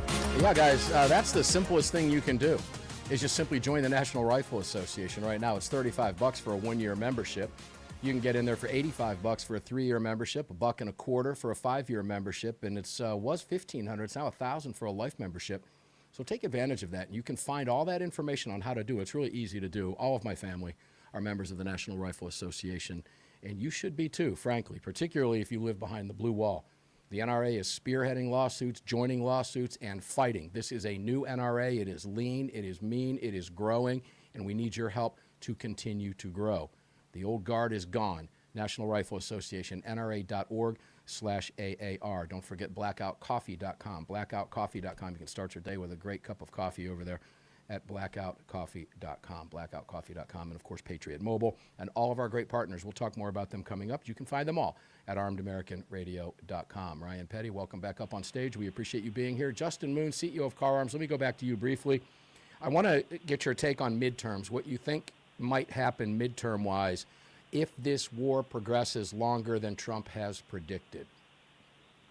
Well, I think when we look at Congress is starting to look at this war and there are more hearings going on, I believe in the next couple of weeks, the American public will be surprised by the amount of damage that our bases, our forces have actually suffered in this war and how much damage Israel has suffered. So these revelations, unfortunately, I think is going to weigh heavily on the independent voters who voted for Trump. And it's going to be a serious challenge for us to overcome in the midterm elections. So I think the administration has to do a lot more communicating effectively as to why we are in the war, what are the reasons for the war, what kind of enemy we're fighting, what it's going to take to actually defeat this enemy, because the enemy that we're fighting has proven to be quite effective and resourceful with their use of missiles and missile technology and drones. And I don't think the American public at this point appreciates how much danger our troops have been dealing with in that region. And I think when they do, they're going to be shocked. There's a couple things that you mentioned in our group chat that I want to point out as well before I go to you, Ryan. And that is one thing that wasn't mentioned, and that is the Democrats are energized. We've seen that across the country. We've seen it in some individual state races in Texas. We've seen that in Virginia. So there is an anticipation of that. The Trump hatred out there is energizing Democrats across the board. So that does weigh heavily into the midterms. There's no doubt about that, and it's very close in the House right now. And I want to point that out. And I think, Ryan, let me go to you real quick. Because you were active in that conversation as well. Your thoughts on all of this? Sure. I think, Mark, we were all dazzled the first few hours of the war, right? With the asymmetry on the battlefield, our ability to basically do whatever our troops could do, whatever the commanders asked them to do, right? Which was basically, to Brad's point, take out the latest generation of Soviet and Chinese anti-air defense systems. We've proven them to be nothing but paper tigers. I think you'll agree. 100%, right? And so I think we all stepped back and went, "Wow, maybe this thing will be over quickly, with minimal American casualties." To Justin's point, Iran and the IRGC has proven to be far more resilient. Their attack plan included a lot of really inexpensive drones and other techniques, more of almost an insurgency, if you will. I know that's the wrong word, but they're fighting, or they're thinking that way. They think that way, yeah. And so, this is taking longer than we think. And I think Justin's right to be concerned about the impact of the midterms. Look, I'm old enough to remember when the Democrats were willing to tear the country apart when George W. Bush was president in an attempt to regain power in Congress. They will stop at nothing. And when Brad mentioned enemies of the United States. I doubt he included the Democrats in that, but I will. And I will because there are a large contingent of Democrats in this country that hate America, maybe not with the same vitriolic passion or religious passion that the imams and the ayatollahs in Iran do, but they hate America and what we stand for, and they'll do anything they can to tear it apart. And that includes attacking our president, attacking our troops, attacking the battle, attacking what's going on, and doing anything they can to regain power in the midterms. We watched them tear the country apart, and we watched them tear President Trump down during his first term. They will stop at nothing, and I think Justin's right to be concerned about that. All you've got to do, Justin, I want to go back to you briefly. The second point that I wanted to make, and I cut to Ryan without mentioning this, you pointed out in that group chat that the Iranians have had over 25 years to dig in. I'm going to go farther than that. They've had 47 years to dig in. They've been anticipating this for half a century, Justin, and I think you'll agree with me. Correct? Yeah, you're absolutely right. The estimates on their missile inventory is crazy. It's like 50,000 ballistic missiles they have in their tunnels underneath all those mountains. Well, I can only hope that Mossad knows what the hell they're doing, and I believe they do. And I, they had intelligence within their regime. Brad, as someone with combat experience, as you've had, when we talk about China and Russia being a paper tiger, and you mentioned earlier in your statements that we have decimated their missiles, I believe we have shown them to be a paper tiger. How are they viewing this when they see American military might? And we're not showing them everything either. We have far more on the table that we're not bringing to the field yet, and you know that, and I'm sure they know that as well. But when they see the effectiveness of what we're doing in only 2 weeks of prosecuting this war so far, what do you think that enemy, that axis of evil, is thinking right now? Because Iran is being removed from that axis of evil. China and Russia have got to be concerned. Well, I think they're redoing their calculus, that's for sure. I mean, I would encourage people listening to look up the Institute for Study of War. They have a pretty good X account, and you can also go to their website. They do daily briefs basically on what's going on, and they've demonstrated pretty clearly that the Iranian offensive or counteroffensive has been severely blunted based on what the Iranians probably wanted to do and what they've been capable of doing. Their missile launches or launches are down by some 80%, 90% at the beginning of all this. I'll even point out that when you watch, footage of strikes that we're conducting, these missile crews are trying not to die, is what they're doing. If you look, we're watching thermals. Yeah. They're bringing these trucks out. You look at the trucks, the engines are black, meaning that they're cold. They're parking these things and walking away from them, not trying to launch, because they know when they bring these things out in the open, they're going to get smoked.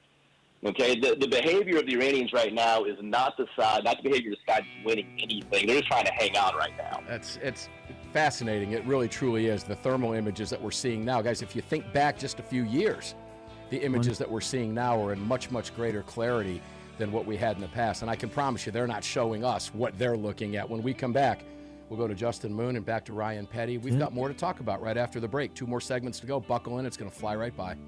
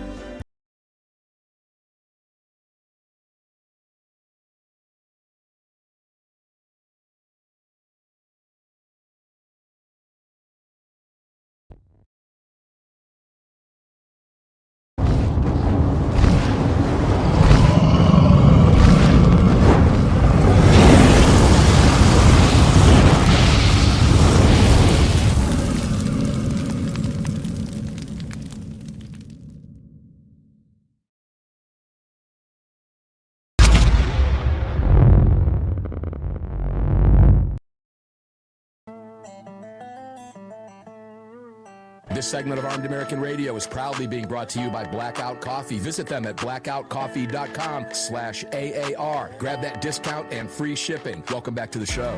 Yeah, guys, so this is my Daniel Defense mug that was filled with Blackout Coffee before the show began today. And Greg hates when I drink the Celsius because sometimes I get really fast when I'm talking on the Celsius because it's like 240 milligrams of caffeine. It's brutal, yeah. It is kind of brutal, and it can make, sometimes I can make Greg's job very difficult, such as when I asked Greg if he would check with Ryan during the break so I could see what he was seeing behind the scenes. And he says to me after the fact, he goes, that could have been a text message. And I said, okay, thanks for that, Greg. Yeah, it very easily could have been an email. Could have been a text message, that's for certain. But guys, welcome back. BlackoutCoffee.com is the real deal. BlackoutCoffee.com. And, you know, just for blanks and grins, let me go ahead and I'm going to put the QR code for Blackout Coffee back up on the screen. So I just flipped it over there so you see it in the top right part of your screen. That's Blackout Coffee. All you got to do is just use your phone on that. You know how to do it. If you don't, you got kids, ask them, right? They'll tell you how to do it. And that'll take you right to blackoutcoffee.com/AAR. And we got Ryan Petty over there. I'm watching him on camera do that as we speak. That'll take you to blackoutcoffee.com/AAR. We start our day with it every single day. It is the real deal. Welcome back to the Car Firearms Group studios. With me, CZ Mike is lit up for you here at the Patriot Mobile Communication and Command Center. And, of course, it's all being brought to you by the National Rifle Association and all of our great partners. You can find them all at armedamericanradio.com. Who did I leave off with, Greg, during that break? Was it Ryan? Did we leave off with you? Or did we leave off with Brad? I think it was. Yeah, it was. I think Brad. Yeah, Brad. It was Brad. Okay. Well, anyway. Yeah, I think I know. We were talking about China and Russia and the paper tigers, in fact, that they are. And I want you to finish your thought on that because you bring to the table more than we do because you essentially fought them. And Iran. Let's not forget that when you were there in Iraq, you were fighting that axis of evil. You saw their evil up front, up close and personal, Brad. And I remember you saying on this show that you saw things at a very young age that no human being at any age should see. So is this helping or hurting the situation going forward? And then we'll move on to some other topics. Well, I want to be clear. I mean, we can definitely still lose this thing. I mean, that's always a possibility. But right now, we're winning. And, I know the concern for the midterms, but between now and November, politically, is an eternity. And so for right now, I think things are going fairly well. I do trust President Trump, and I trust the people he has around him, and I trust the people that are running this thing. I got a lot of friends that are still in the military. I can tell you they all love Pete Hegseth. They love what he's doing. They love the leadership that they have right now. They love that's not what the media says. Right, are you sure about that? That's not what the media says. They hate Pete Hegseth. Right, exactly, yeah. And, and I can say, I mean, and on top of that, I know that we haven't done anything super exotic in Iran. We've been using basically last year's model to kick their butts up and down the field. And the Chinese and the Russians know that, too, because whatever we're showing, whatever you can look at, we got way better stuff that you don't see and that we don't use unless we have to, and we haven't had to use anything. I mean, we're flying Generation 4 aircraft, okay? Generation 4 aircraft that theoretically should have zero survivability against top-line Russian and Chinese anti-aircraft, and we're flying those things at will. We're flying B-52s. Loitering over Iran. These are 50-year-old, 60-year-old aircraft carrying 72,000 pounds of the bombs. We're flying those over Iran. That tells you right there we're not worried about anything that the Iranians have on the ground because most of it's been destroyed, and stuff that they do have left is completely ineffective. Dude, Brad, I believe we could be flying P-51 Mustangs over Iran right now, okay? And take care of business. I'd fly a Piper Cherokee over there throwing grenades out the window. Trust me, like that. Well, you just gave me the visual of you doing it, Justin Moon. I'm gonna. Do you want to comment on any of that, Justin, before I start going into Fourth Amendment issues with you? Because this is fascinating. Take it away, Justin. Yeah, there's a danger politically of being too dismissive of an enemy, especially if we have to explain why the war is going on much longer than the American public expected it to go on. And we could pay a very big political cost for that. So I think we need some communication with the American public to explain to them why this regime is not collapsing. Justin, we've if we seen don't, terror we're going attacks to here. pay a big price. You're right, Yeah. and we've seen terror attacks here, and I fully anticipate and expect we're going to see more Allahu Akbar, Allahu Akbar attacks in this country, and that right there. And they know that. Now, I don't know how well organized they are. We hear the term sleeper cells all the time. I think the danger here now is more lone wolf that we've seen. But nonetheless, the American public will tire of that. If they pull off a few successful attacks, and they're capable of that, that is going to be a big problem. I agree with you 100%. That's a concern of yours too, I expect, right? Yeah, I mean, the big question is how long this war goes. We've given the impression to the American people that we're going to be so decisively victorious in a few weeks. If that doesn't happen, we're going to pay a big political price. Yeah, and if there are any successful large-scale terror attacks, that is no doubt going to be an issue. All right, guys, we're going to change the subject to Fourth Amendment issues now, and I'm going to use Virginia and Minnesota. I've been looking forward to having this conversation with everybody. Ryan, we'll start with you as we go around the table because that's what we do here in this hour of the show. As you know, Virginia is making huge headlines now for their recent bans, and I'll focus not on the other 12 bills. They all suck. Okay, they're all unconstitutional. Unfortunately, some of them will be upheld. We'll talk about that more as the week progresses. We see what Spanberger does, although we know she's going to sign them all. But we'll go into a little bit more detail. But let's focus on the ban right now, the gun ban that passed and is now sitting on her desk that we know she will sign. That's where they're making headlines. So if you focus on that, it bans the sale, the transfer, and the possession of AR-15s and other semi-automatic rifles, shotguns, and pistols. Now, they also have a grandfather clause in there that allows those who legally own them to keep them once the ban is in effect. Now, Minnesota went a step further. Senator Matt Klein, a Democrat, of course, is pushing a similar AR-15 ban in Minnesota, but with the additional caveat of allowing current owners of banned firearms to keep them, but only if they agree to allow law enforcement to enter their home by signing documentation that would verify storage compliance. And you're shaking your head. I love being able to see you on the radio. I mean, this is, you've been tyrannized, ladies and gentlemen, at this point. Now, my question is, who on God's green earth would sign that, number one? And there will be people who do it if it were to pass. But what are they thinking? They want to control us. And if they can't control us by banning our firearms, then they want to walk into our homes whenever they want. These people are authority. These are the people our founders warned us about. Yes, thank you. That's what's happening right now. You know what? The first time I sign something like that, the first thing I would do is sign the paperwork at U-Haul. I'm out of there. At some point, look, Mark, you've talked about this a number of times. The country's self-sorting at this point. Freedom-loving folks are moving towards red states, and those that like to the Govern Me Harder coalition, as I like to call them. That's what they are. They're self-selecting into blue states. And if you can't look, I lived in a blue state for a number of years, as you know, up in Washington State. I couldn't move back there at this point. I just absolutely couldn't move back. Yeah. There was a time when I felt it noble to stay and fight the good fight, Yeah. stay and fight. I've got a good friend that's there right now, fighting the good fight, spending much of his own treasure and his using his own reputation to try to protect the liberty of Washingtonians that don't even appreciate. Many do, but many don't appreciate what he's doing. At some point, you've got to self-select, I think, sign the U-Haul paperwork and get out of there and let them deal with the consequences of giving up their liberties.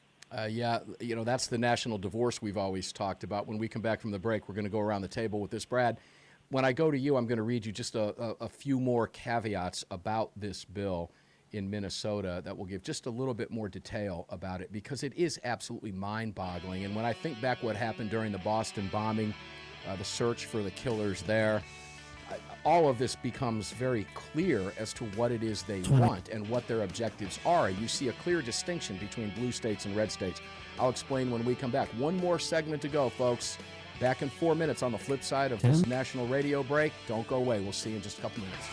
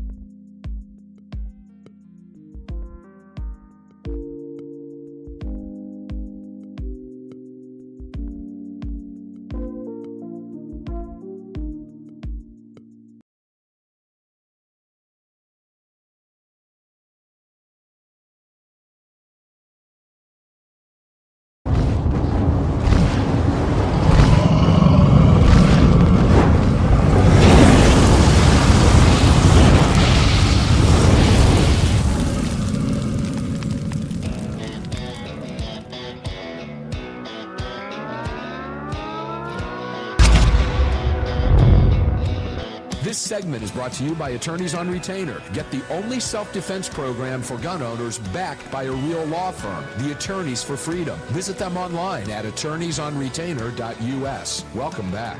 There it is, folks. Been talking about it throughout the day today and on every single show, attorneysonretainer.us. Carry a gun, have an attorney. Carry a gun, have an attorney. Carry a gun, have an attorney.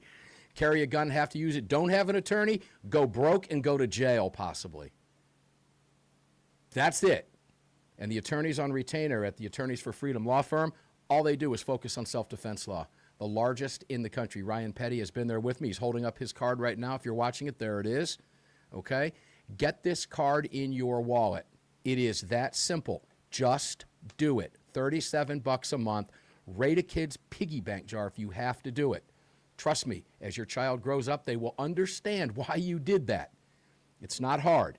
If you carry a gun, have an attorney. If you try to hire one after the fact, they're everywhere. They'll be more than happy to take your case.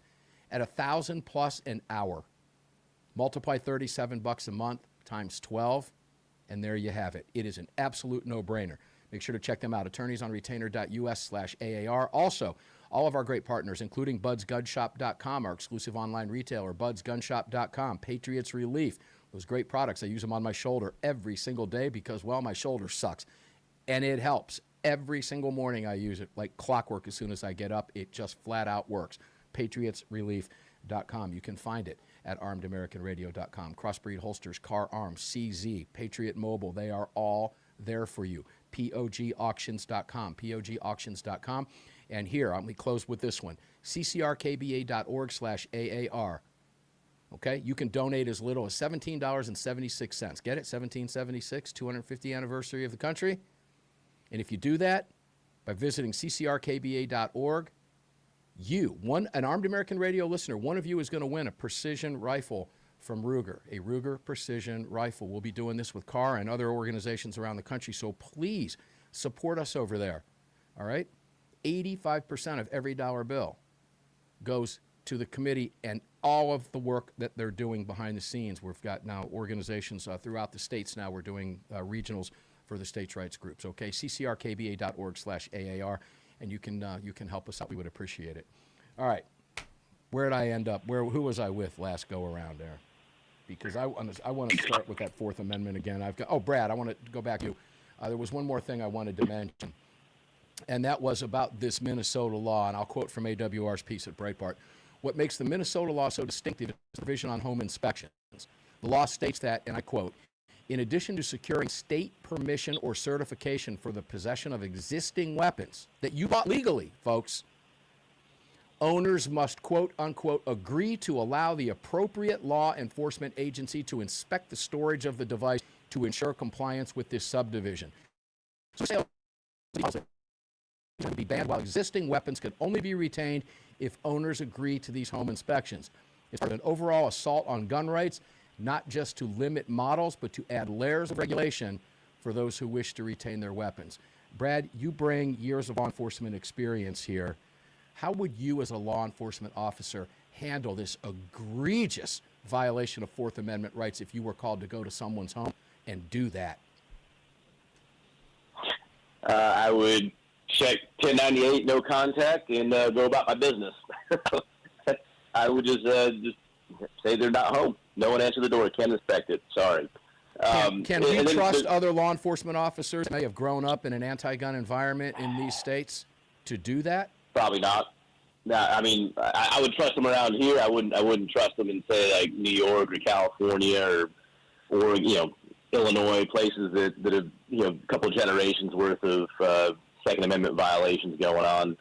And you know what? Like, my big question would be, if I got briefed on that, like, okay, so what do we do if the person knocks on the door? If you knock on the door and tell the person while you're there, and the people just say, no, you can't come in.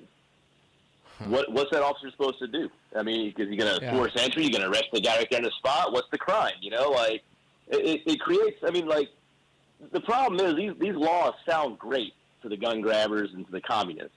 But when it comes down to actually executing the enforcement, a lot of times they leave officers in a position to where they're going to end up getting killed, or they're going to end up getting in a standoff, or it's going to be a real mess And they don't give any thought to that. They don't care. They just want the optics that they're doing, quote unquote, doing something, about so-called gun violence. But they're really just putting officers in a really tough spot and leaving a lot of unanswered questions, and also putting citizens in an even tougher spot, because you have a choice now of, potentially having the full weight of the state coming down on you, or you stand up for your rights as an American.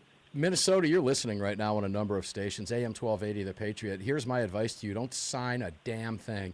Justin, is that good advice to tell people just not to sign it? I think that's good advice, Mark. The Democrats do this for a reason. They want to make a situation where there is, a situation where somebody goes out in a pile of brass, that they can use it to make more oppressive legislation against the people. Justin, people don't want to hear that, but you're right. And we've seen evidence of that over the years. You need go farther, no back than Newtown. Okay, the Democrats had a playbook open. Anytime there's a mass casualty event like this, the Democrats are out there with their playbook wide open. I mean, bodies aren't even removed yet, and they're out there screaming for gun control before they even know what kind of weapon was used. They're screaming for your quote-unquote assault weapons and how they've got to ban them. And the only thing I could suggest is exactly that. Don't sign it, period. Shut your mouth, go about your business. It's as simple as that. But guess what, Justin? I don't live there. It's really easy for me to say that, isn't it? I'm trying to play both sides of the fence here. Well, we do have a situation where there are good citizens who are in danger of overactive law enforcement in these blue states, so we have to pray for them. Yeah, you're absolutely correct about that. God, it's a bad situation. Ryan, you're in Florida, a free state. I'm in Georgia, a free state. I know my sheriff would never enforce this. I know that for a fact. But when you cross behind the lines, and I use the Boston bombing as an example. Americans watched law enforcement go door to door. Is anybody there? No. Good. Let us in. No. Let us in. We're coming in. They were battering doors down. That wouldn't have happened in Florida. It wouldn't have happened in Georgia. It likely wouldn't have happened in Alabama. But it happens behind the blue wall. It's a mess, Ryan. Again, the Govern Me Harder coalition is going to learn that the things that they've been voting for the last 20 years are going to come home to bite them. I don't think they care. And it's going to be 30. They don't care about the gun issue, but they're going to care about it for some other reason, right? When the authoritarians come for them for whatever the issue is, they're going to care, and then they're going to wish that they had followed the principles of the Constitution. It's unfortunate that we're going through this. The national divorce, the self-sorting, whatever you want to call it. I think there's a group that of us that yearn to be free, and we're doing the best we can to maintain freedom and the original principles that this country was founded on. Hopefully, God will look down on us with mercy and give us some grace and help us make it the next 250 years. I'll tell you what, ladies and gentlemen, well said, Ryan. Justin Moon, fan favorite for a reason. Brad Premo, thank you for all of your insight and wit and wisdom. Fan favorite for a reason, just as Ryan is. Guys, here's the deal. If the second falls, everything falls. And don't you forget that. If the second falls, everything else falls. They will be unstoppable. That is their ultimate goal. If you live behind the blue wall, join every organization you can, get off your duffs, and fight. It's as simple as that. Ryan Petty, thank you very much. Justin Moon, CEO Car Arms, thank you, sir. And Brad Premo, thank you. Guys, we're going to get up and do it again tomorrow because they don't want us to. That's why we're here. Carry on, carry often, carry absolutely everywhere. Never, ever, ever leave your cave without your club. See you on the radio tomorrow. Stay safe.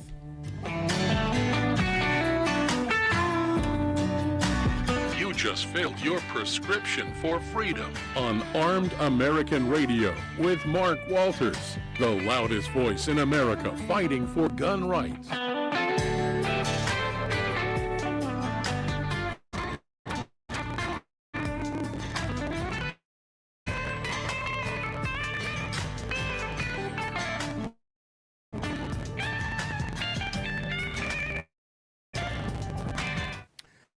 Yeah, so Texas Huntsman always has some great quotes in here. Snoopy and the Sopwith Camel could have air dominance at this point. Great comment and absolutely true. But also, Texas Huntsman, I want to point out that you made a great point, and I wish I had gotten to this one. I just didn't have time. But I will remind you all of Hurricane Katrina, where they went door to door collecting firearms. That was right here in the Deep South. You are correct. That was in Louisiana, of course, in New Orleans. And I want to point out, ladies and gentlemen, we forget this, but it was Alan Gottlieb and the Second Amendment Foundation that put a stop to that bullshit. You can hang your hat right smack on Alan Gottlieb. When he saw that, he went right to work, and it was Alan Gottlieb's work in the courts that put a stop to that crap instantly. Alan Gottlieb and the Second Amendment Foundation do God's work as well. Guys, thanks for being here today. I appreciate it. If those of you who are watching have not yet subscribed to our channel at Armed American Radio at YouTube, please do so. If each of you would do that, we will double our output over there and begin opening that algorithm up, which they have already begun to do. So if you would be so kind, please subscribe to us over at YouTube. If you like subscribe, if you don't watch YouTube and you want to watch us over on Rumble, you can do the same thing. Facebook, you can do it on all, and make sure to follow us at AAR Mark on X, formerly known as Twitter. But we would really hope if you would go over to YouTube and subscribe to us over there, please. That's a huge help to us. Thank you all for being here. I appreciate it very much. And as our good friend, the Reverend Ken Blanchard says, I love each and every one of you. In case you haven't heard that today, and there's not a damn thing you can do about it. Guys, stay safe out there. Thanks for being here. Enjoy what's left of your day, regardless of where you are in the country. And I'll see each and every one of you on the radio tomorrow, 4 p.m. Eastern, 1 p.m. Pacific. You can do the math in between the zones. See you on the radio, guys. Thanks for being here.